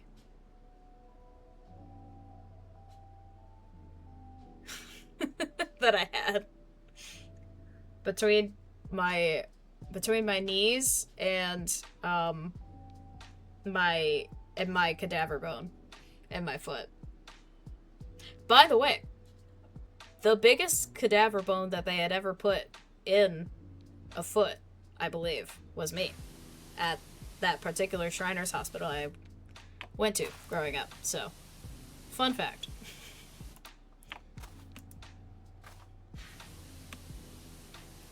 I hope you don't remember. Well, yeah, obviously for all of these surgeries I was under anesthesia. But, like, you remember the recovery, you know, with any surgery that you have to be put under for. Obviously you don't remember the actual surgery, but you remember the recovery process. So, fun fact is you had the biggest bone. No, so... Thanks. And that was you probably making a joke, but I'm just gonna explain it again anyway. So they basically had to put a giant bone into my left foot, to basically help it become, you know, to basically, again, course correct and make it straighter, or as straight as they could. And so, yeah, the bone is, like, probably almost, like, the length of my foot in the left side of my left foot. Because in my left foot, I have something that's called vertical talus, which I will Google that as well so you guys can get a... Yeah, vertical talus. Yeah, where the ankle talus bone points straight down, creating stiff up-down arch known as rocker bottom foot? What? Yes, so basically my foot will... Yeah, so basically I can't, like, do this with my left foot very well, if at all. So, yes, so the cadaver bone put into it was to help in that regard. So...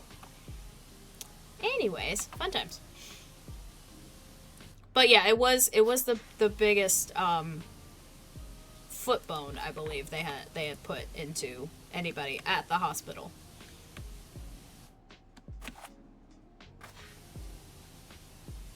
At the time, I should say. Which this had to have been when I was in this was before. This had to have been in... Yeah, it was in middle school. It was in middle school. That surgery. Because that was when I had to be out for a while, and, I still made, straight A's that year.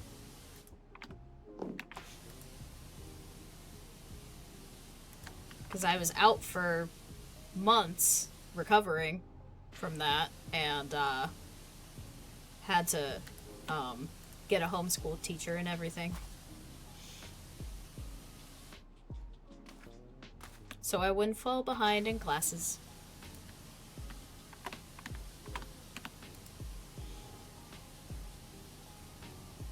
So what you been up to, Sam? How's life treating you? You been doing good? I know you said you were alright, but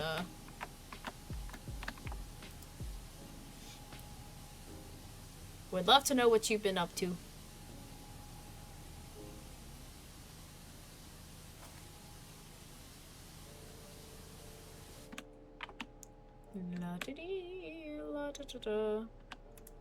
Oh, I guess I can go back to the frequently asked questions that I brought up. Oh, I X'd out of the tab entirely. Whoopsie. Oh my goodness. Ugh. It's only 10 o'clock. This is crazy. Oh, here we go. This was what I was talking about earlier with saying that someone happens to have a disability versus calling someone a disabled individual. So what is the difference between person first and identity first language? Person first language places the individual before the disability. Example would be the artist has a disability. So yeah, so person happens to have a disability, right? And then identity first language places the disability before the person. And that would be the disabled person has a walker or something. And then some people do, and you know, it even says in the answer here, some individuals and communities prefer identity first, some prefer person first. So I tend to when I talk about myself, I tend to use identity first language. But when I refer to other people, I try to go person first. That's usually how I do that. So, even says here, if you're curious which language to use, it's best to listen to the individual or ask them how they'd like to be addressed. Yes. So, I guess the other thing too is this is actually a good topic of conversation as well. See, I knew looking up the FAQs would be helpful. Because I think I briefly mentioned earlier about society, you know, like, I guess more so strangers' inability to approach a disabled and you know, a person who happens to have a disability. Because I think people just don't, like, I get it comes with this like inherent pity, or this inherent like oh, look, that person has you know, that person's in a wheelchair, like, oh, poor them, like, kind of thing. And so people don't know how to like navigate that if they have never seen someone or grown up with someone who happens to have a disability. That was a weird noise. Anyway. I just heard a weird... I think that was an in-game noise. I actually don't know if that was an in-game noise or if that was from the music. Regardless, I always find it tricky with people who are able-bodied to to give them permission to ask questions, because you know, you do have those who flat out just like approach you and ask what's wrong with you, which I definitely have had. mainly there have been, kids who've asked me that. Which, when I was a kid myself, obviously that was challenging to navigate and adapt to. I feel like I'm just gonna constantly do this motion every time I say the word adapt now. Just do the whole SpongeBob rainbow. Adapt. I feel like that's just gonna be my go-to. But anyway, I do find it hard to like tell people like it's okay to ask questions. Like you're allowed to. It's okay. At least for me. Again, there is one of those things where not everyone wants to talk about like, specifics, obviously, especially if it's just like a quick interaction with a stranger. But I feel like people should stop being like so scared to approach those who have disabilities. Obviously ones that you can see, like obviously ones that, you can't necessarily see, obviously, people who don't have a disability or, able-bodied folks, they don't see it, therefore, it's easy for them to just find out later if the individual is comfortable sharing. But for those of us who are like, in wheelchairs, walk with a limp, or use any sort of other mobility aids like crutches or a cane or a walker, it's I just don't want people to be scared to approach, because I think people do have this like kind of fear of approaching, or have this, or on the other side of the spectrum have this excessive need to like want to help when the person who happens to be disabled may not necessarily need the assistance. That's the other thing too, because there's again a spectrum to everything. Go near, or those who go on the extreme other end and just constantly want to do things for you, ask if you need help, and things like that, which can also get annoying. And that can lead to other things too. Which again, getting into the psychology of it all, I don't know if I'll necessarily divulge everything, because I have some things to work out in therapy, whenever that happens. But and even though I try not to let my disability define me, it has definitely defined parts of my life, and I've realized that more as I've gotten older.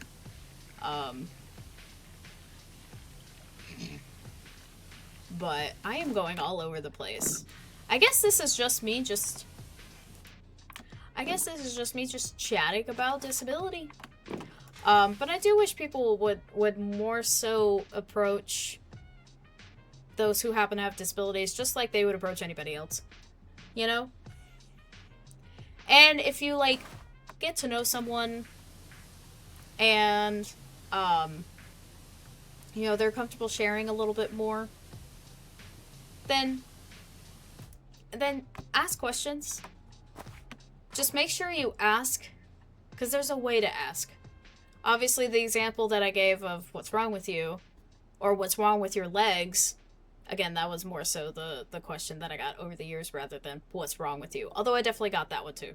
But the whole what's wrong with your legs thing, that kind of connotation and that tone, again, just really hinders, like, the self-worth of the person. And therefore, I'm not gonna get... Am I tearing? No. I thought I was tearing up for a second. That could still be the fucking eyelash from earlier. But, like, having to hear those, like, hearing questions that specifically, it's like, yes, you need to be okay with asking, or not need to be okay.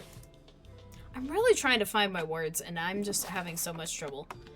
Because I really do just want people to be fine with going up to a disabled individual just like any other individual. Like, that's what it really boils down to. And I'm trying to, like, further explain it, and it's just not coming out right. Because there is a way of approaching us, and there is a way of asking, and I think our society has just pushed us to the wayside so much, and shunned us and have pity on us so much to the point that those without disabilities are not taught or don't get the explanation of we are also just people, and that it's okay to come to us, you know? Like, we are, like, a lot of us are fine, or at least in my experience, a lot of us are fine with talking about it. You know, there might be points, and it's literally just like anything else with someone. You know, there may be things that someone just doesn't necessarily want to talk about, and that's fine. Again, that is also a respect thing. But yeah, I just wish we could be able to get rid of the, yeah, just get rid of the innate pity. I guess that's the main thing for me. Like, being able to get rid of that when people without disabilities look at someone with a disability. And again, this is all coming from my experience of... oh, excuse me. This is all coming from the experience of someone who has a visible disability. I will always make that disclaimer because I know there are a lot, and we just talked about invisible disabilities not too long ago. But I will always make that disclaimer that I move in this world and I am someone who has a visible physical disability. I will never understand how it is for those who have invisible ones. Because I would imagine that a lot of individuals with invisible disabilities have it even harder because you have to constantly explain to others, you know, why you have sensory issues, why you have photosensitivity issues, like Avery mentioned earlier, or whatever it may be, you know? So, like for example, with my disabled, my passenger who happened to be disabled with her today, she told me to turn my radio down because she has sensory issues. And I was like, okay, fine. I mean, I was like, yeah, that's cool. It's like, oh yeah, absolutely. And I did. So yeah. And that was, you know, an easy thing to do. That's the other thing too. Things we can't always accommodate everyone. But if there are simple things that people ask for, then we should just do them without... I mean, I know I talked about, like, wanting people to, like, be able to come and ask questions because I don't mind talking about anything. But, like, doing simple things that people need without, like, having to do a big explanation is also very valued, too. For those of us who... And again, I assume also for those with invisible disabilities, you know? So, it's been a great pleasure having you as a friend and being so open about it. I almost forget that is a part of it in our interactions, you know what I mean? Oh, yeah! Oh, like, you know, that you almost forget about my disability, you mean, Sam? That I'm, like, so open talking about it that it's not, like, a big deal? Is that what you mean? Either way, I appreciate you, bud. And I it's, you know, it's lovely being your friend too. Yep, exactly. Okay, cool.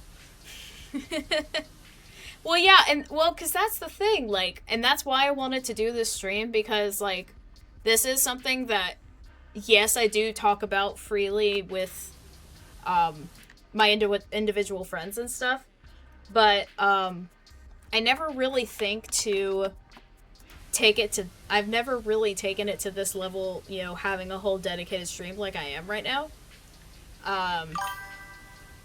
It's like me wearing glasses, you know, or my color blindness. Yeah, exactly. Well, and I would assume also under accessibility law, Sam, that would be covered too with you being colorblind. Because there's also, like, you know, microcosms of this, you know, under the disability umbrella, right? With things like the ADA and other accessibility laws, like, you know, and accessibility features on technology and things like that, a lot of, like, quote unquote minor things are covered, you know?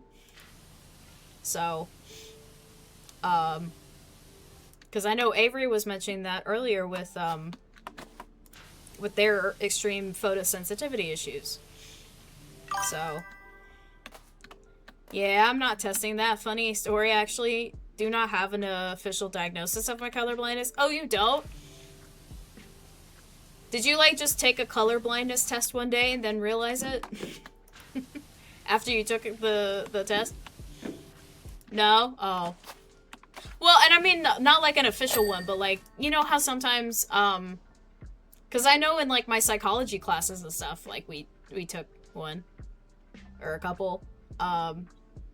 Or, like, any, like, online ones and stuff. Because I've definitely taken those. And I'm like, yep, I'm not colorblind, I'm good. I'm solid in that area. 'Tis okay.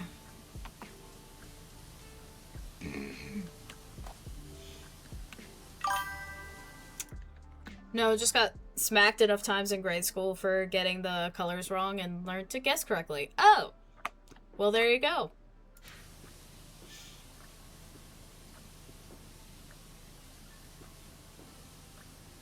And look at you now.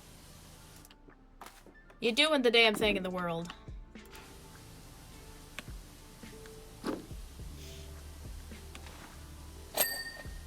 Oh, there we go. La da dee. La da da da.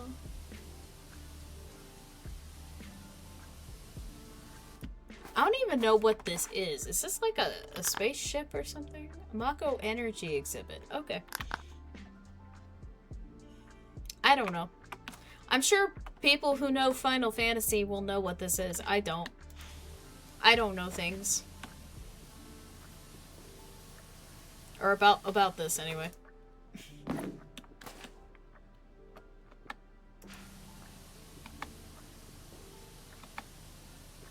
Oh man, so many... Okay, there we go. I'm like, oh my god, so many individual sections. And look at me now. I'm the guy that decides what colors stuff should be in a game that gets revenue of a few $100K a year. That is true. See, exactly. And see, that's the other thing too, like, you know, people assuming those with disabilities, like, not being able to do basic tasks. I mean, obviously, that depends on what your actual physical limitations are, if you have physical limitations. But even then, we have all, you know, especially if we've had our disability from a young age, like I have, like, you have to grow up being resourceful and adapting. Which is definitely a skill that I have on my resume. And again, that goes into, like, problem solving and critical thinking and stuff, which I also have on my resume. Someone fucking hire me. But yeah, again, like, that's another, like, little pet peeve of mine. is, it's just people, people assuming that, you know, again, especially for those with physical disabilities, not being able to do basic tasks. It's like, well, watch us do this then. Or the whole, like, you're so brave. I've had people tell me that when I've, like, explained my hand controls and stuff. Been like, oh my god, you're so brave. Or, oh my god, good for you. You did it. And I'm like, well, I didn't necessarily do it. This technology was available. My mom bought it. They installed it. Done. That's it. Oh my god, I wish I could see through your eye. Yeah, I was, oh, you know.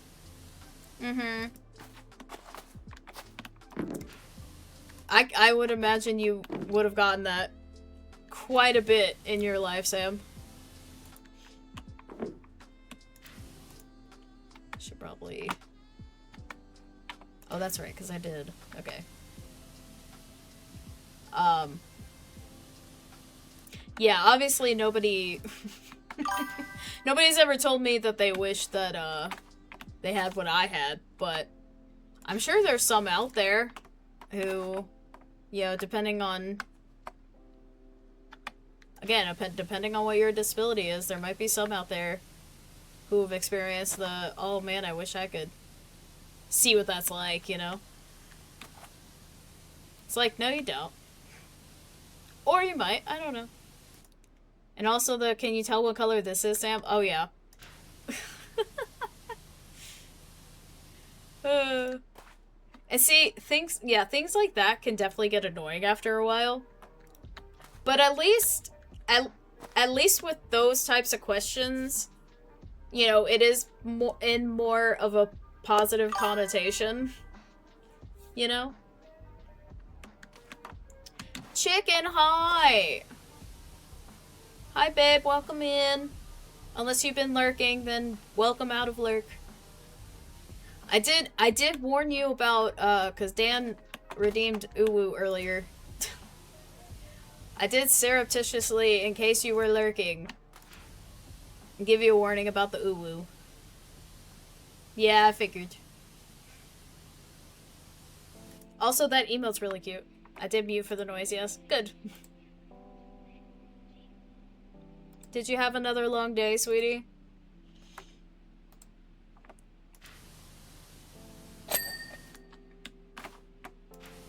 I do really like that emote, though.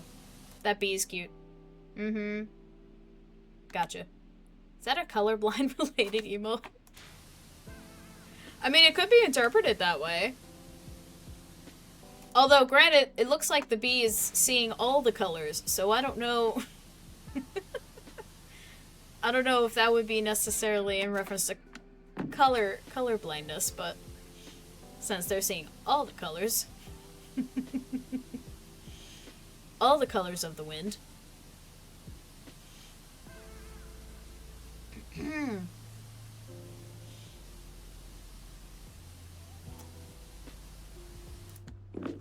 Well, babe, has there been anything you've ever wanted to ask me about my disability that you don't already know?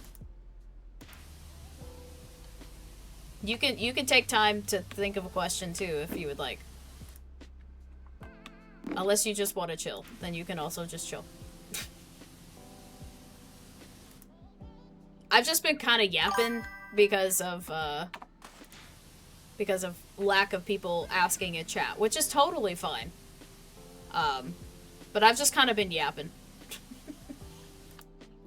Sam, what color is this? JK. But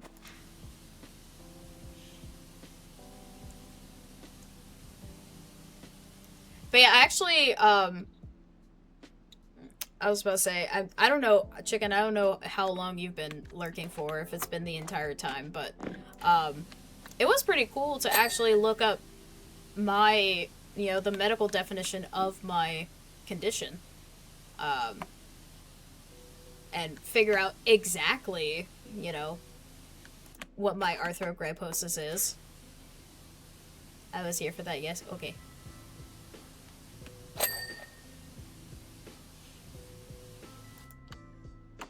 But it's actually, yeah, it's actually been interesting to, like, look up stuff myself and actually see, because, yeah, even though I have a disability, I do not claim to know everything about disability when it comes to laws or, programs or infrastructure or all accessibility features that are in place in our society at this point. And I'm sure there's way more to come, too. Because there should be. Because even though our world has definitely become more accessible, it can always be more. So. It's the color of my sexuality. That's funny. Alright, I'm stretching. And I will hydrate after I stretch. Thank you, babe. Oh. Well, hun, if you happen to think of a question, you're more than welcome to put it in chat. No hydration while stretching? I can't do two things at once.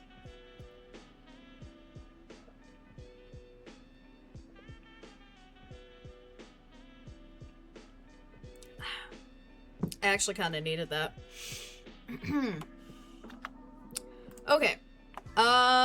Let's see here.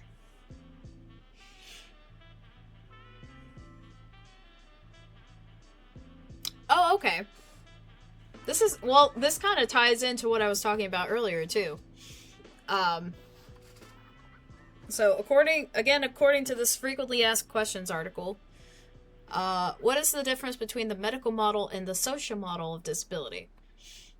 According to the medical model, able-bodied people are considered to be normal. If someone with a disability wants to have a normal, happy, and healthy life, the medical model asserts that they must be fixed. Additionally, the medical model maintains that medical professionals, not the individual, are the primary experts on disability. The social model is a newer approach for people with disabilities. Instead of viewing the disability itself as an issue, the social model states that the society and the barriers that exist must be fixed, not the individual. In other words, instead of the person with a disability adjusting to the norms of society, society must adjust so that the person with the disability is included in the conversation. Ensuring community events, buildings, and workplaces are accessible to everyone is a critical element of the social model. I definitely adhere to this social model of disability. Because I do believe it is more so on society as a whole. Because, like, for however many years that, you know, us humans have been on this frickin' planet, you know, there have been individuals with disabilities. Since the dawn of men. Since the dawn of time.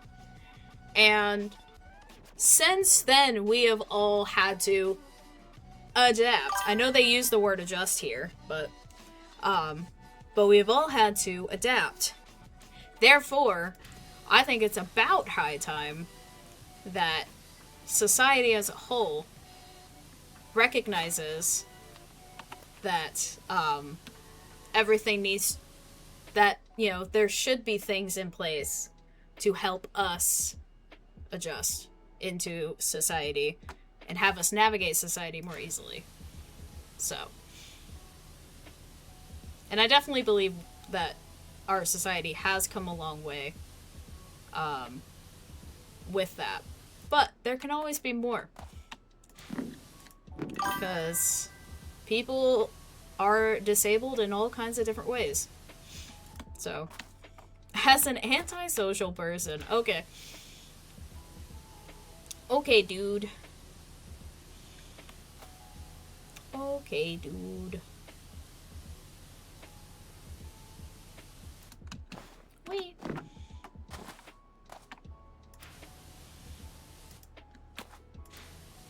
Don't you okay, dude me?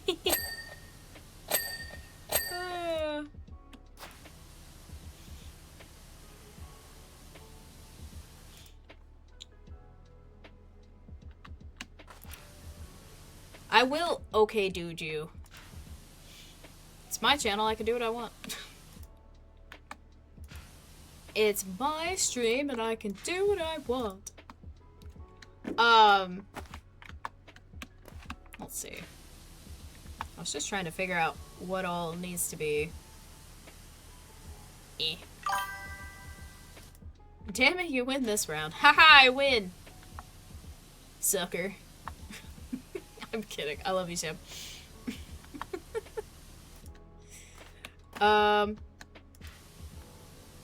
Well, Chicken, I don't know if, you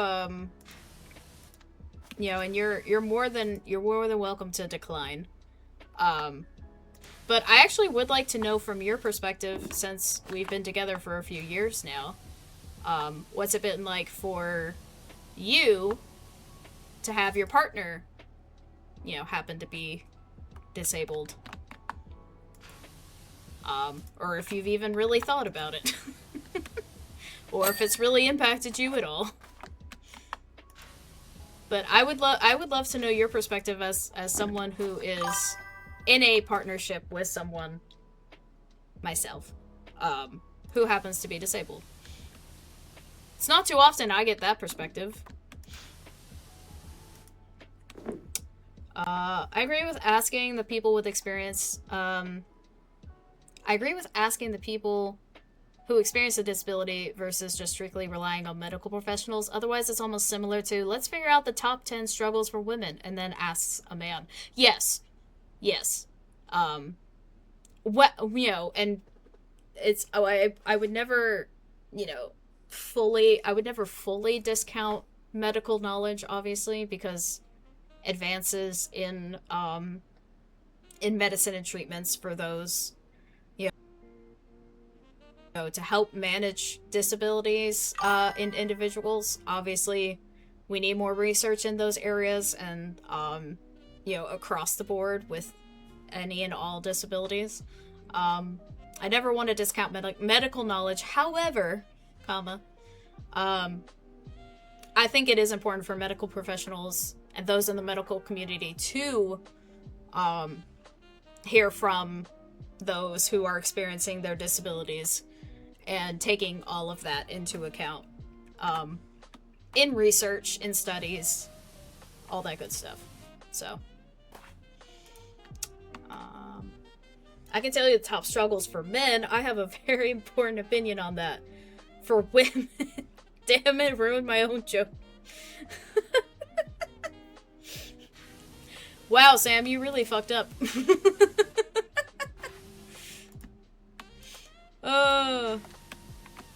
Your typo really screwed you over on your joke. That sucks for you.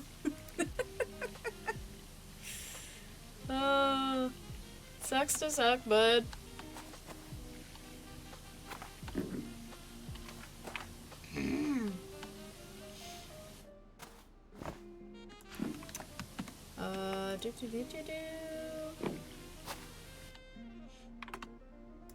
By the way, everybody, everyone who's been here, who's been chatting and lurking and all that good stuff, I appreciate y'all for coming to this stream and basically hearing me yap. I know some people have asked questions, but basically hearing me go off here about all of my thoughts on disability and such. It's kind of been really nice to talk about this part of my life so publicly. Because again, I talk about everything individually, but you know, it's nice to kind of use my platform to, you know, express all my thoughts on not only my disability, but disability as a whole. Go off, Queen! Thank you, Sam. I appreciate the support. I love that for me.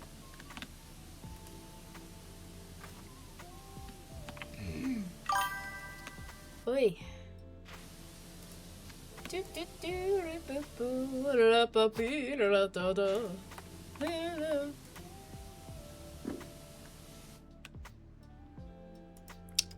Well, you tend to refuse help sometimes because you have a strong sense of wanting to do things yourself, which I can understand to a fault.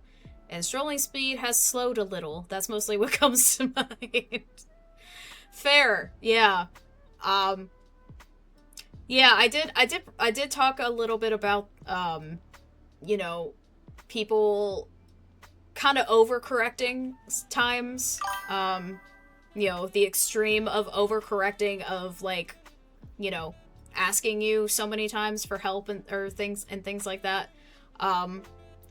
But I have with myself, I have found myself to kind of overcorrect too. Um, in the sense that I tend to kind of get a little more defensive when I know I am struggling and people offer to help me. And I do think that's a human thing, but I do also think that with me specifically, I do think that comes from wanting to prove myself as someone who physically struggles a lot. Which, by the way, babe, I appreciate you, you know, I appreciate our conversations in the past of, you know, having to navigate that for the two of us. Because I know that was hard. And it's hard for me too, because I know people have good intentions when it comes to that. It's just, yeah, it's just a really, I guess it's just it's a self-esteem, self-worth deal. That's where that comes from. I just think it's more exaggerated than the normal person for me. So,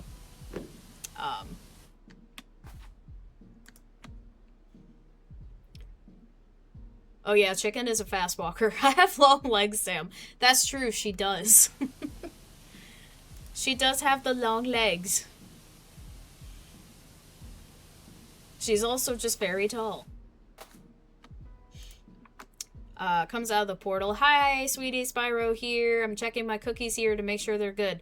Well, hi, Spyro. Welcome on in. I think your cookies are done. You're more than welcome to grab them and enjoy.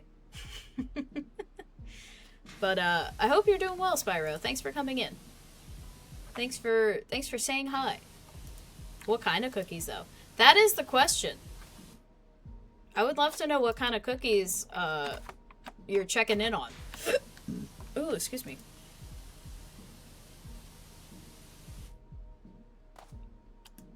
Oh, I forgot to point out when I got 69%. Damn it, I keep forgetting to do that. Shit. Rainbow Chip? Oh my goodness. I have not heard Rainbow Chip cookies in such a long time. I keep forgetting buttons.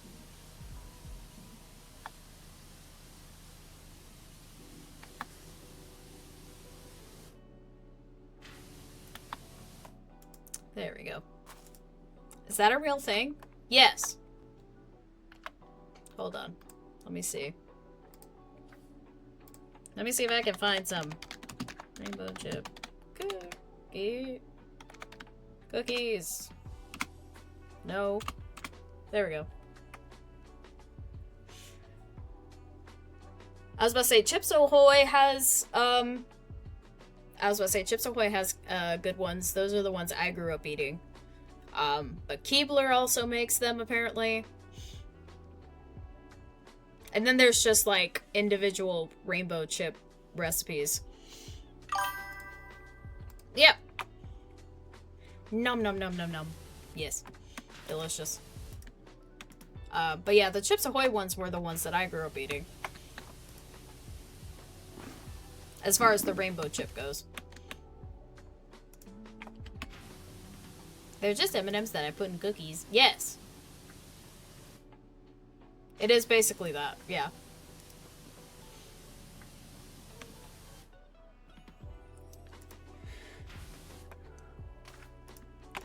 Oh my goodness. There we go. Well, Spyro, I hope you've been having a good week so far and you've had a good day today. Or it could still be day for you. I don't know what your time zone is. For me, it's almost 11 p.m., so day's been over for me.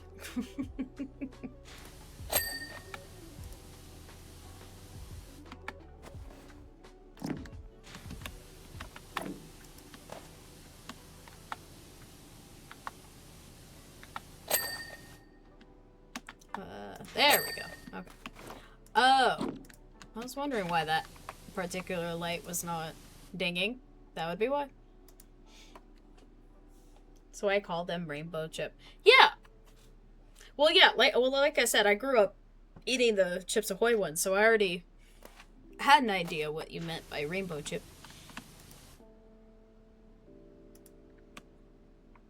Oh, it's 11:40. Oh, okay. You're in Japan. Gotcha. Well, happy almost afternoon to you.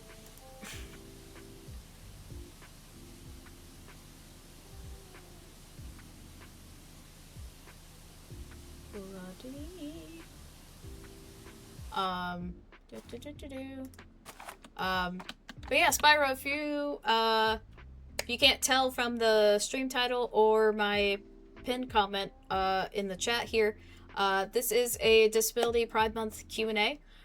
So you're more than welcome if you have any questions, thoughts, or anything on disability in general, or if you would like to ask me about my individual disability that I have, you're more than welcome to ask pretty much anything. I'm an open book. But yeah, that is what we are up to today. That is the name of the game here, other than Power Wash, since that is the actual game I'm playing.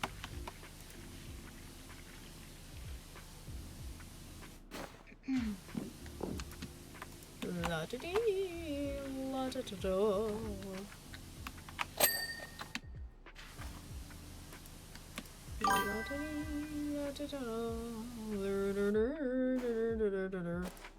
Whee! Also, you, came from the market not too long ago. I mean, if I call it market, bullet trains are freaking fast. Oh, I was about to say, I can imagine, obviously over here in the States, we do not have bullet trains. Actually, our public transportation is absolutely terrible. I should know, I have been on one of our railway systems semi-recently. Did not have the best experience. But hey, you have a lot of bullets though. Do I? Where are you seeing bullets? Where are you seeing in my room right now that I have bullets? Oh no, oh. I thought you were talking about me individually. But yes, you're right, we do. Unfortunately. We definitely need less of those.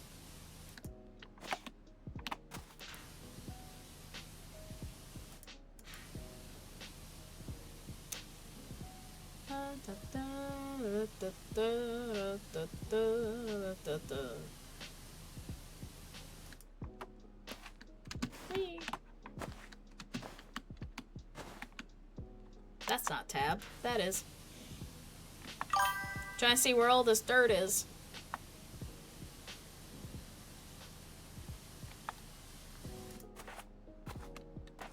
Bullet points maybe, but not the pews. No. For me individually, no. I definitely don't have the real pews. I only like to pew virtually.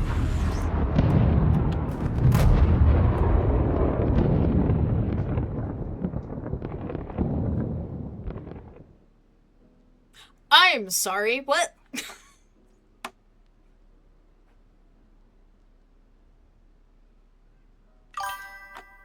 I that was really weird. I don't know what that was. I mean, especially because of the fact that I was talking about bullets and pew-pews. Now I feel like if I say pew-pews, the noise is gonna happen again. What the hell was that? Not gonna lie, Chicken, I thought, exact same thing. Moment Salt song, he said, I don't have bullets. Oh, you thought about bullet points too? That's funny.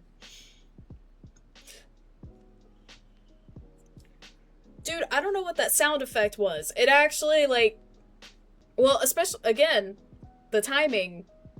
I was like, is Power Wash picking up on my mic and what I'm saying? I don't know what's happening here.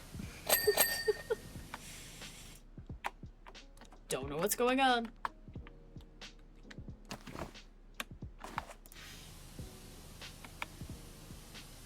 That was pretty crazy. I don't know what that was. For any of y'all out there that are fans of Final Fantasy, I guess you can let me know. I forget what this... The Mako Energy exhibit. That's the job I'm doing right now. I don't know, for those who know Final Fantasy, if you have any context for that in regards to what the hell just happened there. I don't know.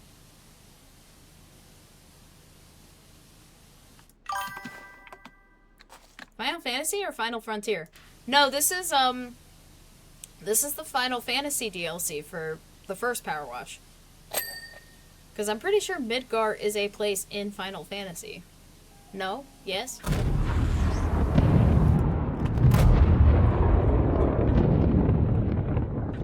And now it's happening again.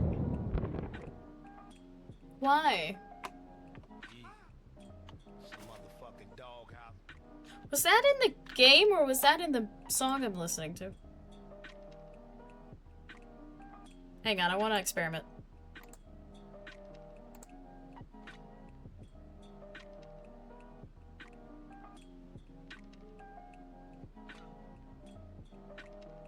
No, it was definitely in the game. Okay.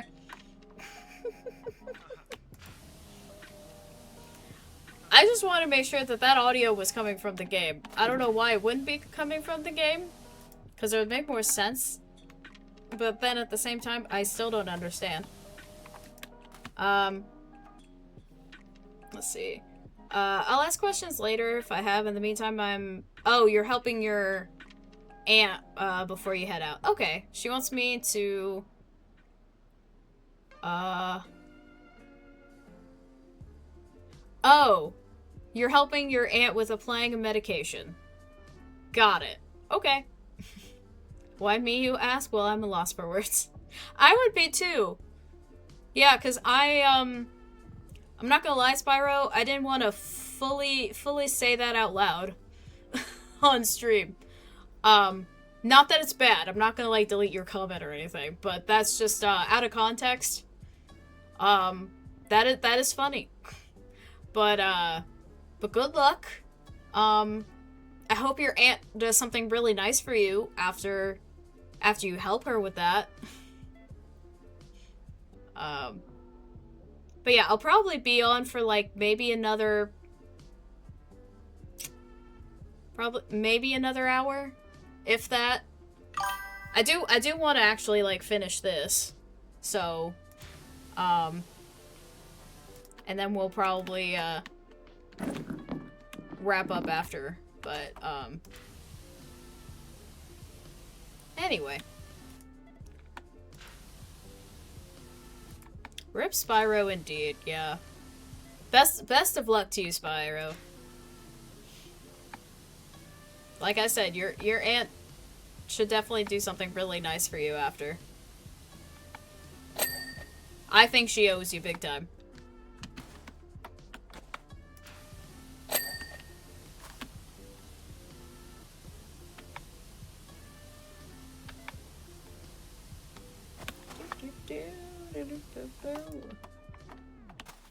She did too much already? Oh, okay. Well, that's good.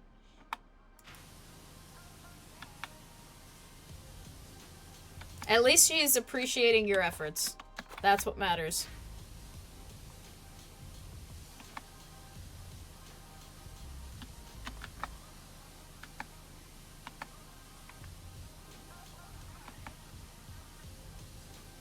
Oh my god, where's the other dirt over here? Hello? Oh, right here. E. Did I turn my I did turn my caps lock on by accident. That's fine.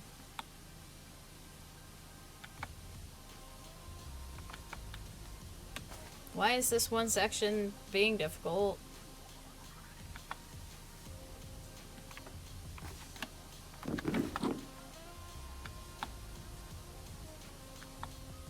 Oh, that's probably why. Hang on. Eh.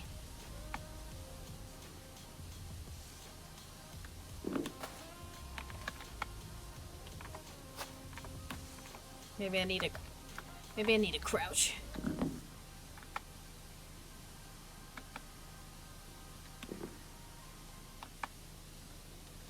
Okay, I think I need to get on the other side here. Oh, I'm stuck. Help.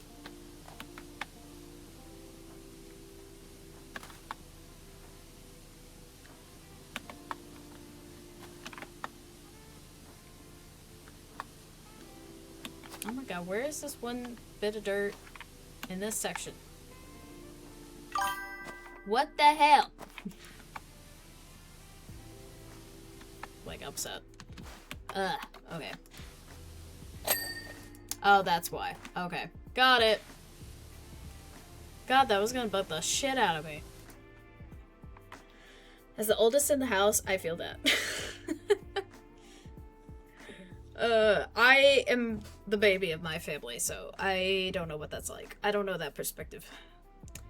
Told me to stop being a baby and embrace it. I'm a young man. One day I'll have a wife, etc. You know how aunts are looking out for you. Yes.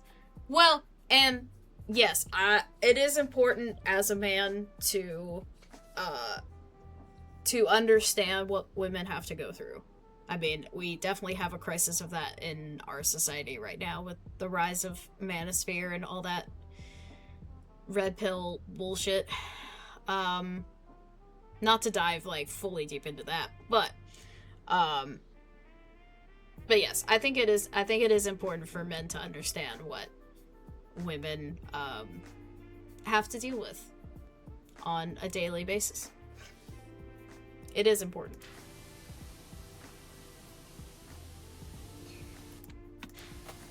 And certain issues that might come up.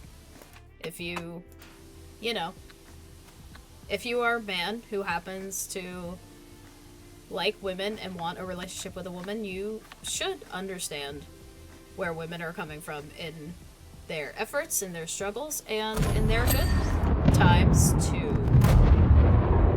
That is definitely an explosion, yes. Messages that I'm getting that I'm not really reading. That is in fact an explosion. I am kind of wondering myself why it's happening.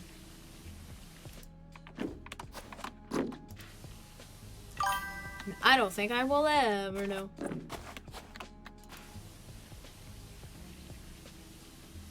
Or maybe I will, I don't know. There we go. Perfect. Duh, I know the answer to this question. I know where women come from. They're from Venus. Yes, men are from Mars, women are from Venus. We get that.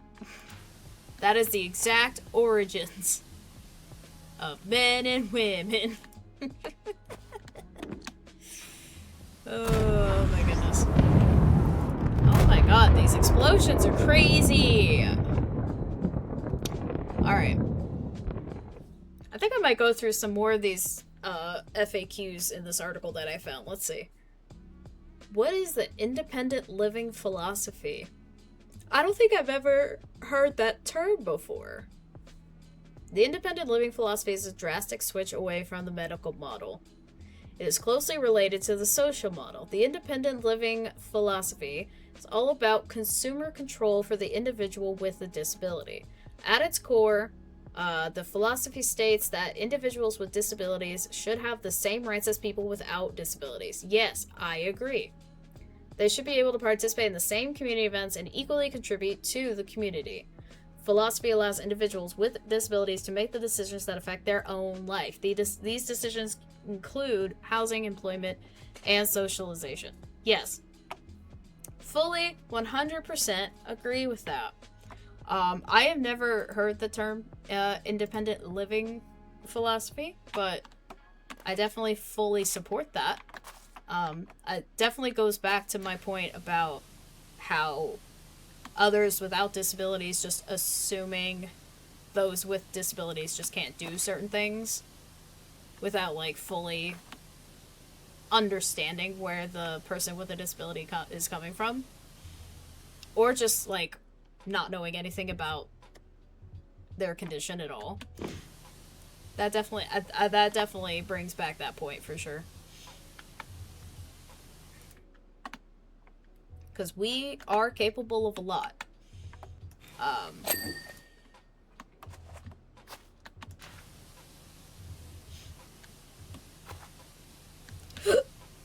But then again, it harps back to,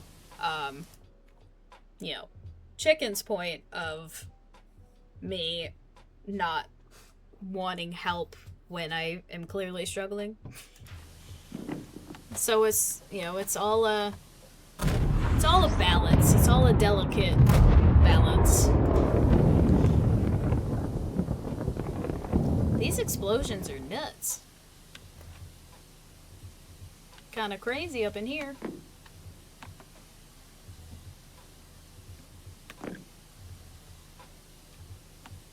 But yes, obviously people with disabilities should have the exact same rights as anybody else.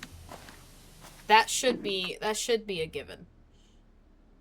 Not only should they have the exact same rights, but we should also be able to have things, again, that will help us navigate the world that we live in.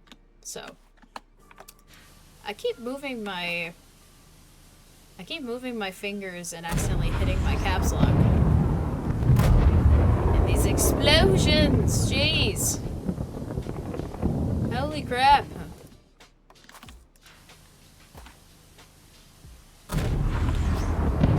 Okay, the explosions are getting more frequent now, which I assume is not a good thing.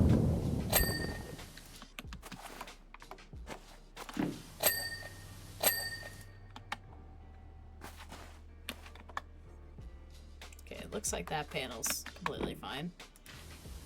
So it's just inside of here.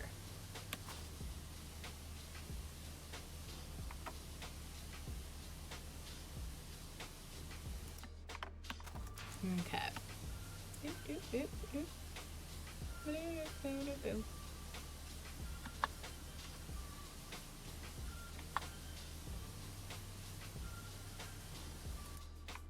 Alright.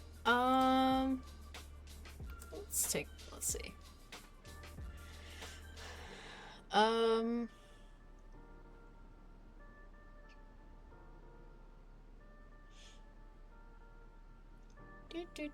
Do.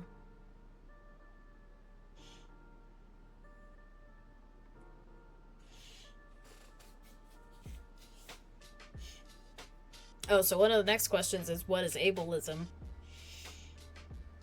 Well, that's also a great topic of conversation. I mean, I kind of talked a little bit about, well, without naming it, I did kind of mention some ableist things. Jesus Christ, those explosions. Let's see. Ableism is the belief that able-bodied people are better than those with disabilities. Any prejudice or discrimination against someone because of their disability is ableism. Yes. Like the medical model, ableism is rooted in the idea that someone with a disability needs to be fixed. This can range from using inappropriate language, and they have the sentence with the R word, which I will never say, to failing to provide reasonable accommodations to someone with a disability.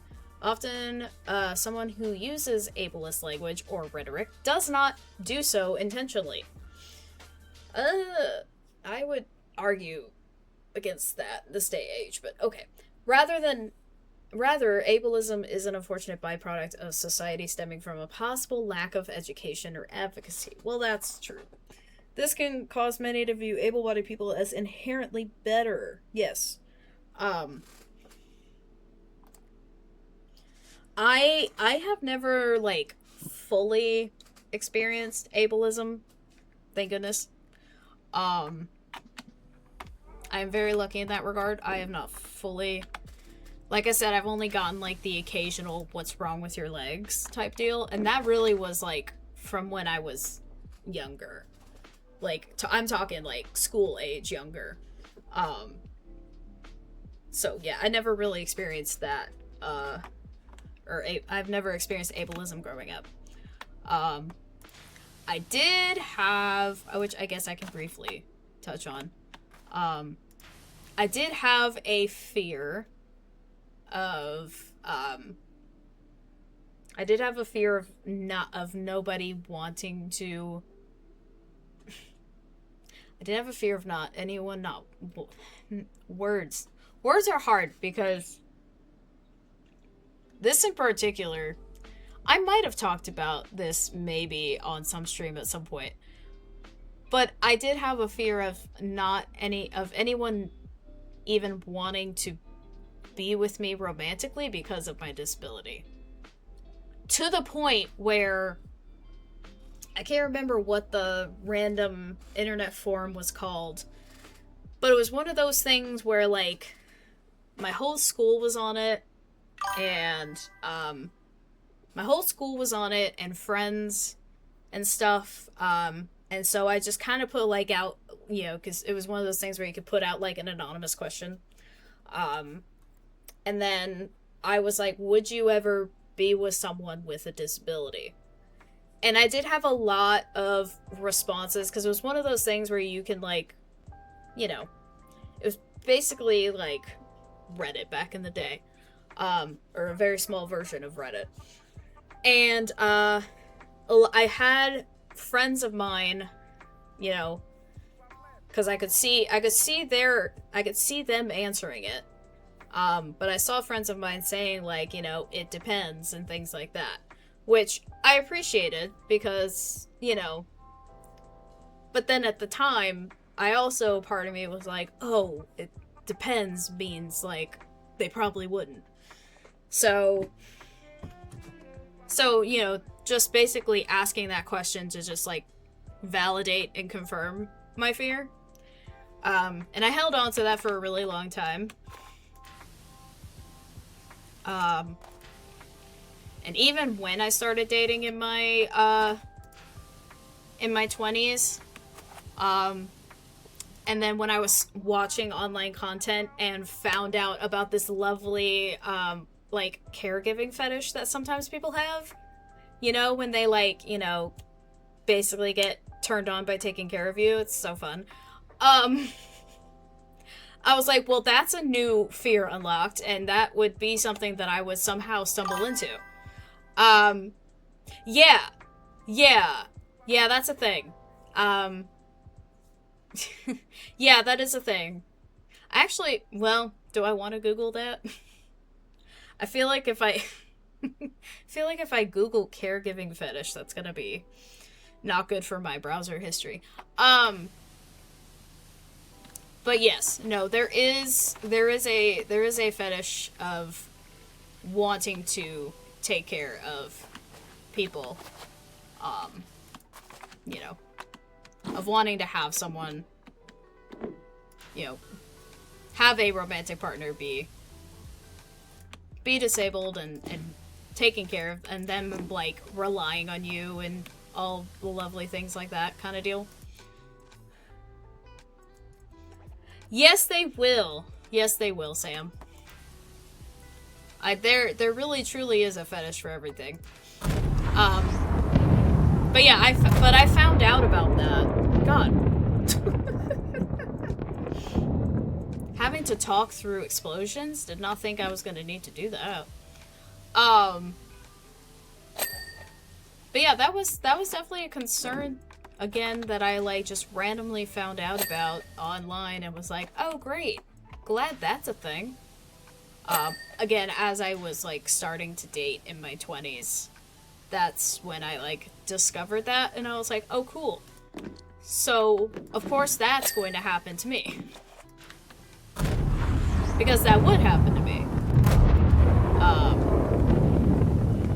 Because me individually, I have, you know, my people-pleasing tendencies. And so, yeah. Anyway. On top of being a disabled individual. Hi, Altool, welcome in. How are you? Welcome, welcome. How's it going? How's your day been? We are here for Disability Pride Month, and I've just been talking about disability and my disability individually. So if you are... And we've just constantly been hearing explosions, so that's been fun. But yes, for to celebrate and to bring awareness for Disability Pride Month, I'm doing a Q&A about disability.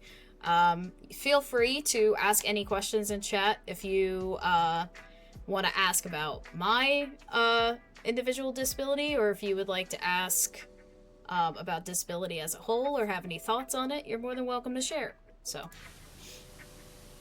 or, you know, if anybody happens to be someone with a disability themselves that also want to share, that would be great too. This is basically an open discussion forum with explosions. As I power wash at a frickin' military base. I don't know what's happening here. I don't know what's going on with all these explosions. I am very in the dark. I don't know.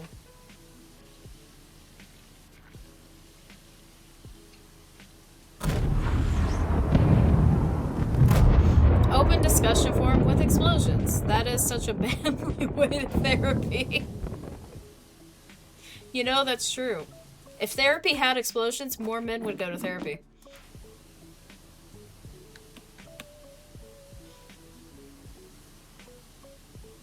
If there was a fucking explosion therapy treatment, more men would go to therapy. Guaranteed. Guaranteed.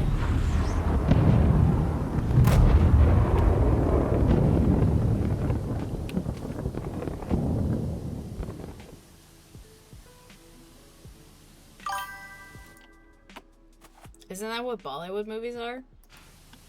I don't know. I have not seen...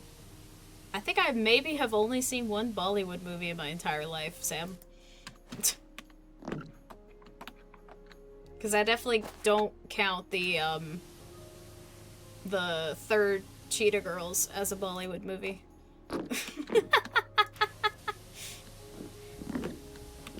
Because the third Cheetah Girls movie was set in India, there, however, comma, definitely not a Bollywood movie.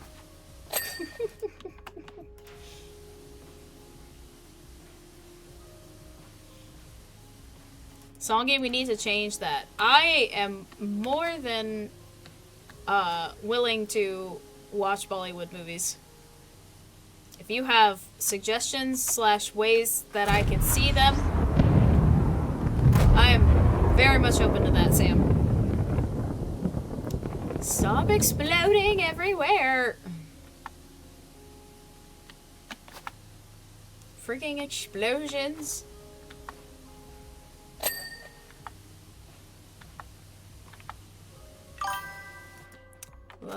Netflix, Prime, and YouTube. Okay, well I have 2 of those.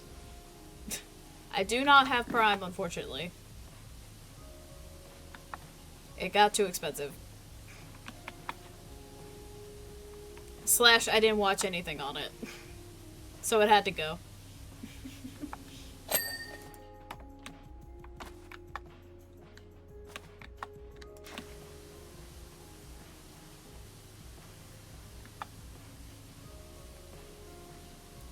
La da dee, la da da da.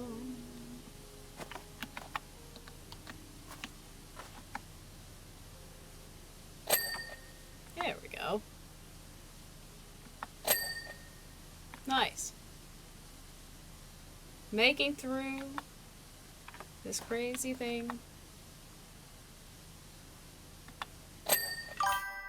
There we go. Hey Sam, I think Chicken wants to talk to you.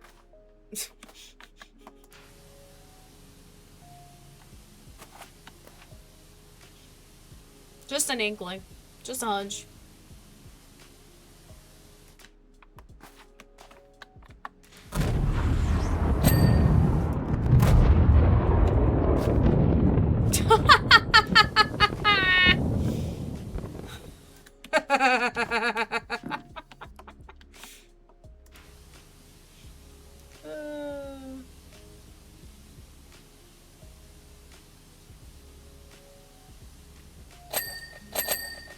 Aw, look at y'all planning a movie night. That's cute. I love that for you too.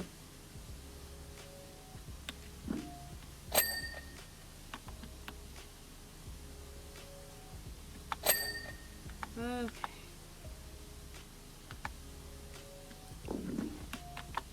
I would say I'm getting down to the wire on this right now, but I'm only at 93%, so there's difference. Can you be jealous, please? I'm a lady stealer. Oh, I'm sorry. Hold on, Sam. I'm so sorry. I'm so sorry. Ugh. How dare you try and steal my girl from me? For you two to watch a movie together? That's insane. How fucking dare you, Sam, for taking my woman on basically a date? The fucking hell. Thank you. Is that so hard? No. Not really. I can act my ass off. Well, I could definitely act better than what I just did.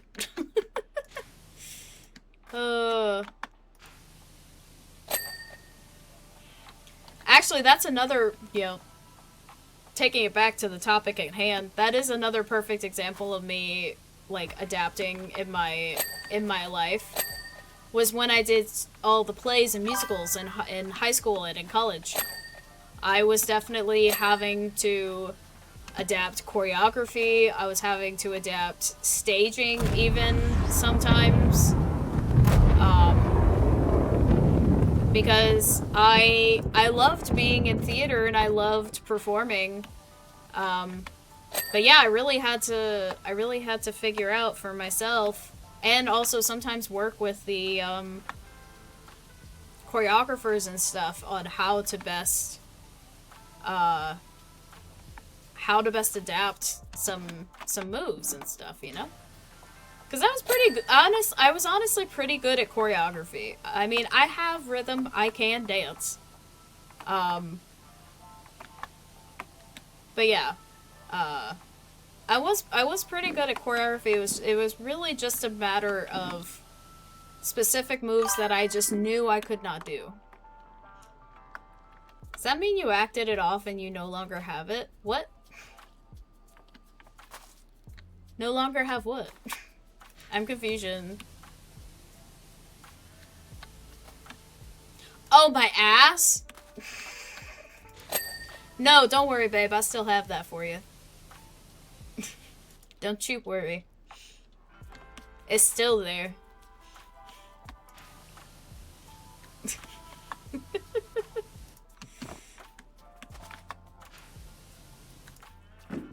Okay. But yes, my drama teacher, Miss Reinecke, who was definitely my favorite teacher growing up, she was very helpful and very accommodating to me with choreography and stuff, and because I did multiple musicals in high school. And then I did one musical in college. Because we did like I did take a voice class where we did like a medley of Les Mis songs. But, it wasn't like a stage production, it was just us singing, so. Um, yeah. I could obviously just stand there and sing a song. So, didn't need to do much of that. Oh my gosh, these explosions! Okay, I gotta head out. It was really nice getting a chance to finally hang between busy season. Thank you so much, Sam, for being here. I really appreciate you. Have a great night. Much love to you, bud. Thank you for coming in. Ugh. Oh, you have 20 days left? That's so soon. Wow. Yeah, good night, Sam. Good night. Thanks for being here again.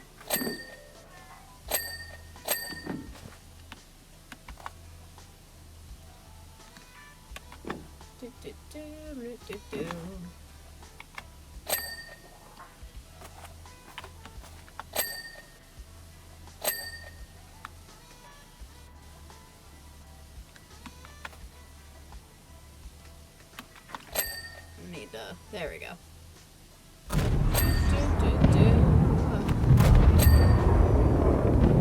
I will probably wind down a little bit. Or we can have this be like the winding down portion. So like I said, if anyone has any questions, if we want to kind of, maybe I'll end off with more of the article that I was reading earlier. But yeah, if anyone lurking or if anyone that's been chatting wants to ask anything, they are more than welcome to. I wouldn't say this is necessarily like last call as far as questions go, but I am getting to the end of this, or getting close to the end of this power washing of this thing, whatever this thing is. I still don't know.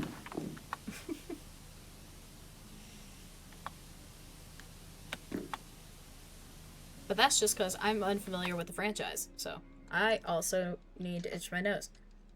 There we go. Got it. I bet that was attractive.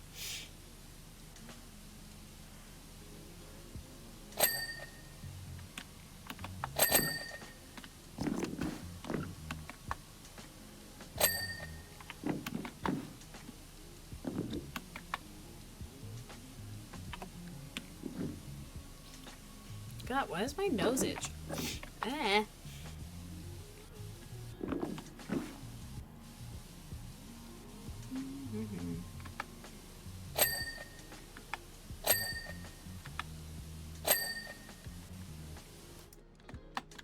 Oops.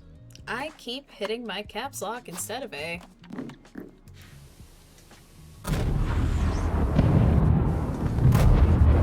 Freaking explosions. Stinging explosions.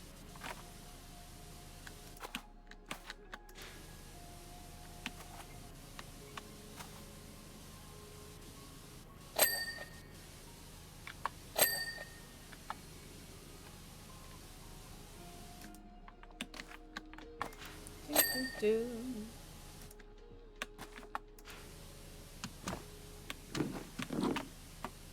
Ah, there we go.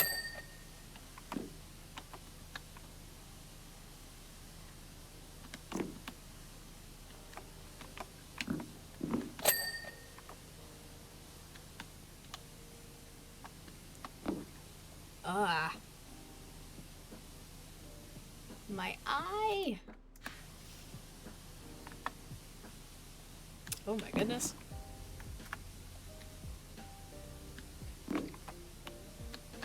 So much dirt.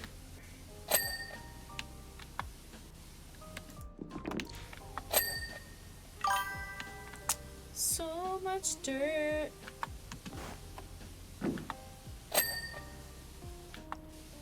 All the dirt possible.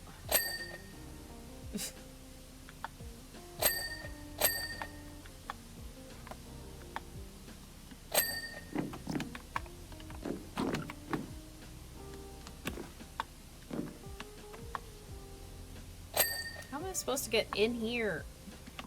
Oops, that's not what I meant.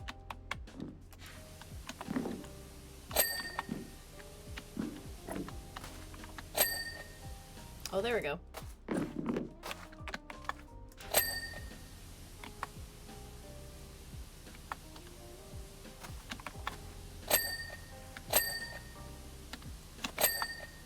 Okay. Just getting stuff left and right. We love it. We love to see it.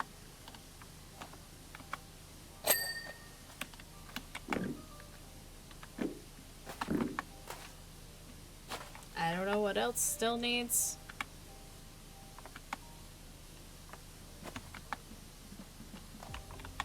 I can't see anything that still needs dirt on it, so let's see here. Or still needs to be cleaned, rather.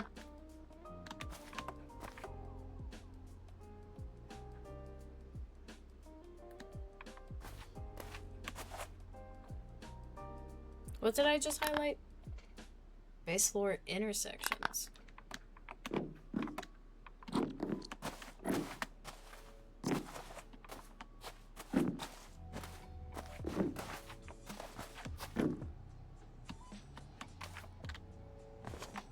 Those base floor intersections like this stuff?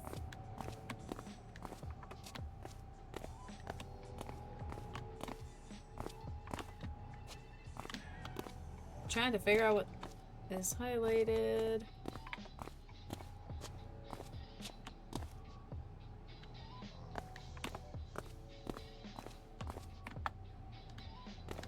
Oh. I wonder if it's all this.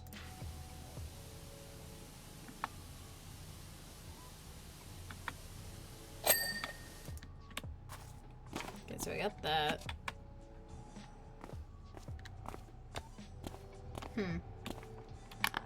But we didn't get the base floor intersections. Base floor large section. Intersection.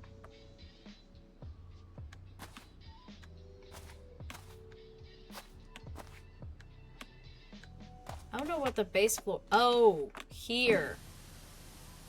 Oh, I see.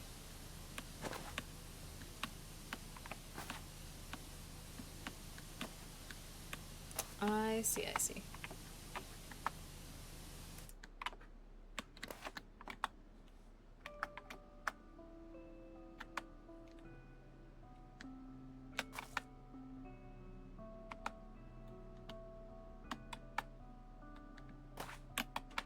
Oh, how the hell?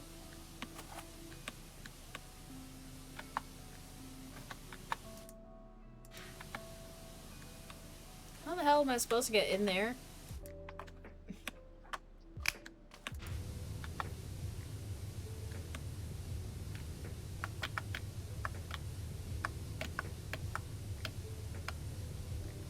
Yeah, this is as far as I can crouch.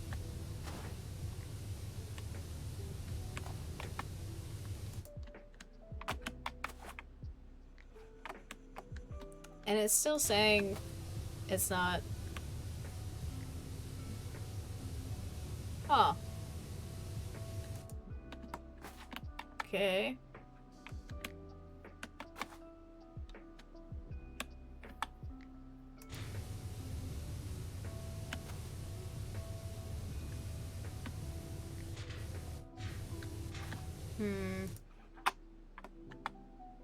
Well, now I'm wondering if I...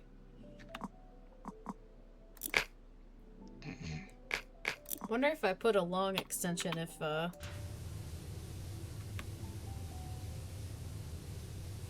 No? Oh, there it goes. Okay. I was like, still? Okay. Alright, so that's taken care of.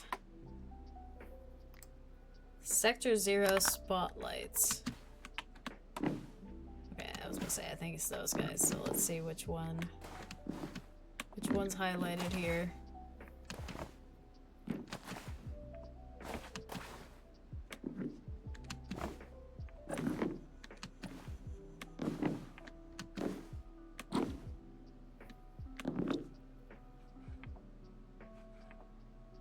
Oh, it's here. Oh. I was in the wrong section.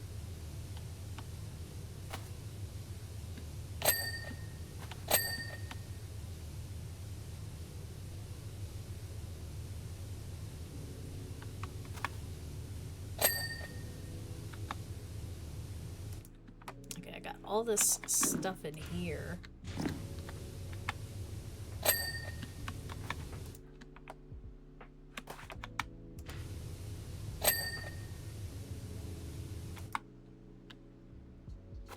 Okay, so now I need to actually highlight the other things now. Okay. Section 7, outskirts. Oh, this thing. Oops.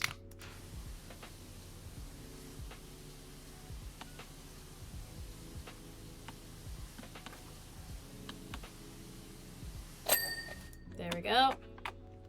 And then last but not least, this guy.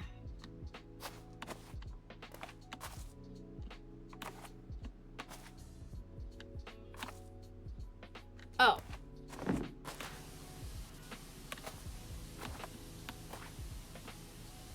I thought it was something on the middle thing. That's what I was like, where?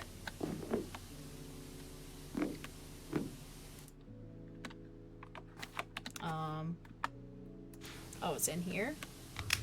Maybe I need to do a little bit of that. A little bit of on the side. That's what it was. Even more explosions because I'm done! Celebratory explosions! Woo! Celebratory explosions because I finished. Well, I did it. That took a while. Alright, what's the next thing? Airbuster. That looks like... Yep, I was gonna say that looks like a robot. And that does look, in fact, like a robot. Do I want to... Let's see, what time is it right now? I do have to drive tomorrow. But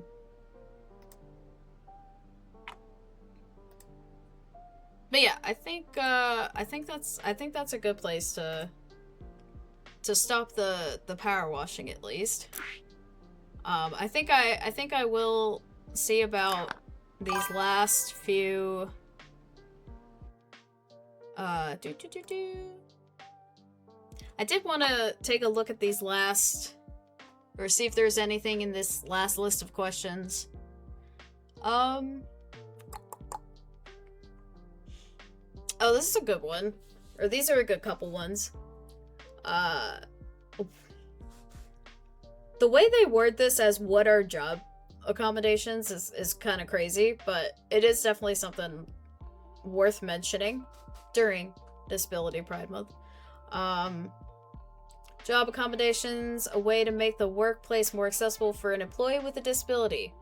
An accommodation can range from making an employee's schedule flexible to reserve a parking spot for the employee that is closer to the facility.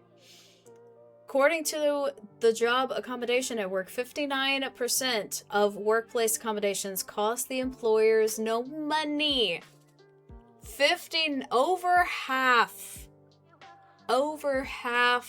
of workplace accommodations don't cost employers anything. The remaining 41% often cost less than $500. I know it's late because I'm having trouble speaking. The remaining 41% often cost less than $500 and come with tax incentives. And then they have a link. They have a link here, which I assume goes to... yes, the A to Z of disabilities and accommodations. That's actually really nice that they included that in this article. But yes, obviously, if it is feasible for a workplace, you should accommodate your employees. And clearly, a lot of accommodations do not cost any money, do not hinder your productivity in your company, and merely only help morale and will only help morale and productivity. Doesn't hinder it at all. Are people with disabilities affected by education, income, healthcare, or housing inequalities? Yes, is the short answer, but they go into more detail.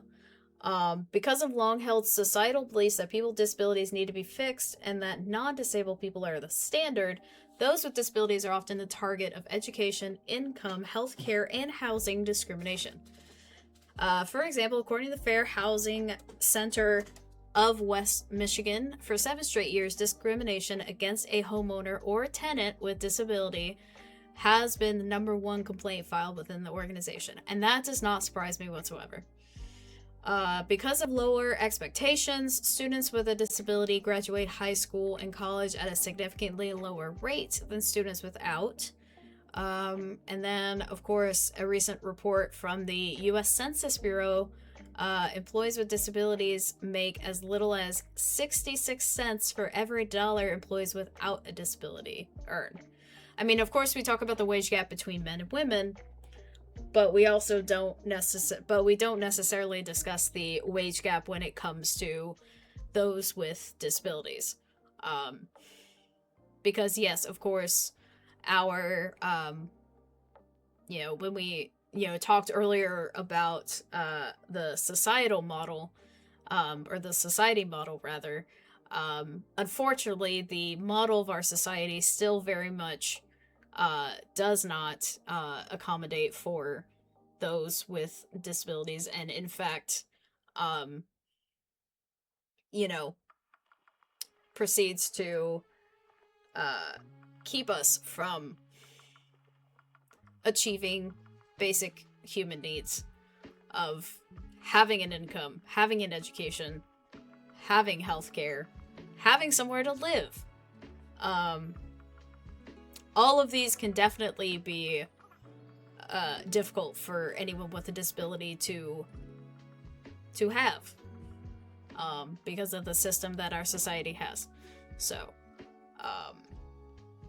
alright, so I'm going to read this last one here, and then I think we're going to close out for the evening. How can I be a better ally to people with disabilities? There is a variety of ways to help those with disabilities, whether it's by hiring someone with a disability, identifying and speaking out against ableism, or ensuring that your event, workplace, or business are accessible. You are helping the community by allowing everyone, regardless of ability, to participate, contribute, and belong. When having these discussions or identifying ways to make something more accessible, it's important to include people with disabilities in the conversation. Lived experience gives them priceless knowledge that can help make the community accessible for everyone. And that's what we were talking about earlier with, leaving it strictly to medical professionals and how that can actually be more damaging because of our lived experience not being included. And so, yeah, having that societal mindset of only relying on medical professionals to relay symptoms, relay treatment, even sometimes, and like having that be like no discussion, can be, like I said, very, very damaging. So yeah. But yeah, just if there's any sort of takeaway that I want you guys to take away from this, it's to, treat anyone that has a disability just like any other normal individual. Quote unquote normal. What is fucking normal anyway? That's the real question. What is normal anyway? But yeah, just treat anyone that happens to have a disability with the same basic human respect and the same basic human dignity that you would treat any other conventional individual. That's about it. I hope you guys enjoyed this. I know I had fun just kind of yapping. I can't believe I've been pretty much yapping for 3.5 hours. Just about we kind of got sidetracked with a little bit of other topics, which I do all the time anyway. but yeah, this was really fun. I think I'm definitely gonna have to, if I do this again at any point, I'm definitely gonna have to make a reminder or give y'all more notice to think of questions to, because I do like the format of y'all submitting questions in the Discord channel and me just like reading them from there. But yeah, next time I definitely will remember to give you all more notice, so that way you have more time to consider what you want to know, what you're curious about, and things like that. So, but yeah, that is gonna be it from me today. I think with the way that I've been talking in this last like 20 minutes or so, I think I need to go to bed. But I will be back on Saturday. We are going to be starting Alien Isolation. That was what won the poll for our next story game. I am gonna start it on Saturday. But then from that point on, it will be our story game on Wednesdays. So, yeah. That's really about it. And we will definitely, well, let me see here. Oh, excuse me.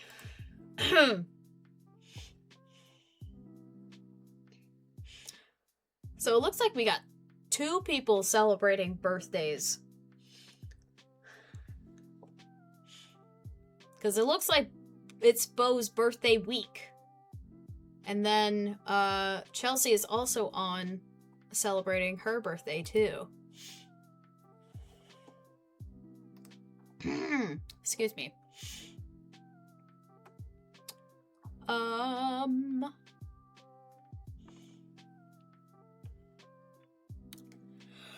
Oh my goodness. I'm so sorry, y'all. Whew. That was crazy. But yes, I think we are still going to raid Bo. I think that's a good idea. I don't think I've raided Bo in a while. So yeah, I think that's a good raid target, babe. And thank you so much for everything today, everyone that's been chatting with me for the stream. Thank you so much. For those who ask questions, thank you so much. I appreciate y'all. Like I said, I'll be back Saturday with Alien Isolation, and I'm scared. But I'm also excited to play the game too. But I'm also mainly scared. So yeah, if you would like to join the Discord, if you look a couple messages above, Nightbot has a link for you right there. I may or may not randomly go in there for like a bit of a watch party type vibe, with like mics unmuted and us like chatting about what we're watching type deal. I've kind of thought about that a little bit for like a more low-key vibe over there. And then of course I have my link tree there, which Chicken also put in chat. Thank you, hun. I have that, I have my Twitter and my Blue Sky where I post my stream and channel updates. I have my YouTube channel where I have all my past VODs and playthroughs. I have playlists of my playthroughs. That's what I meant to say, but I kind of combined everything. And yeah, I have my playlist of all my past Power Wash interviews too. So if you want to check any of that out, please do. I also have my Steam wish list if you would like to support the channel in that way too. Although I think I'm pretty full on games right now. But games always be coming out too, so. Anyways, but we'll go ahead and start the raid. So if y'all can, again, my caps lock accidentally came on, or accidentally hit it somehow. But yeah, if y'all want to copy those raid messages, like I said, we are gonna go raid Bo, aka Bass Boombox. She is, she's on right now. Says she's celebrating her birthday week. Chicken, is her birthday like actually today, or it just says birthday week and her birthday's like later in? Is it actually today? Or is it like over the weekend? Her birthday was a few days prior. Okay. Well, cause I was thinking if it was actually today, we could use the birthday raid message, but we'll just use the normal ones then. That's fine. Okay. Well, thank you all again for being here tonight. I love you guys. Oh, it was Monday. Got it. Okay. Well, thank you so much for everything. I love y'all. Make sure you're taking care of yourselves. Make sure you get enough sleep. Make sure you're eating. Make sure you are drinking water, taking any necessary medications, and yeah, just remember, for those who have disabilities, you're awesome. For those without disabilities, you're also awesome. And thank you all for letting me open up tonight. This was a really nice. I think this was a really nice discussion. So yeah, hopefully we could do something like this again in the future, and I will see y'all on Saturday for Alien Isolation. Yay, me screaming in terror. Alright, bye guys. Love you. See ya. Bye.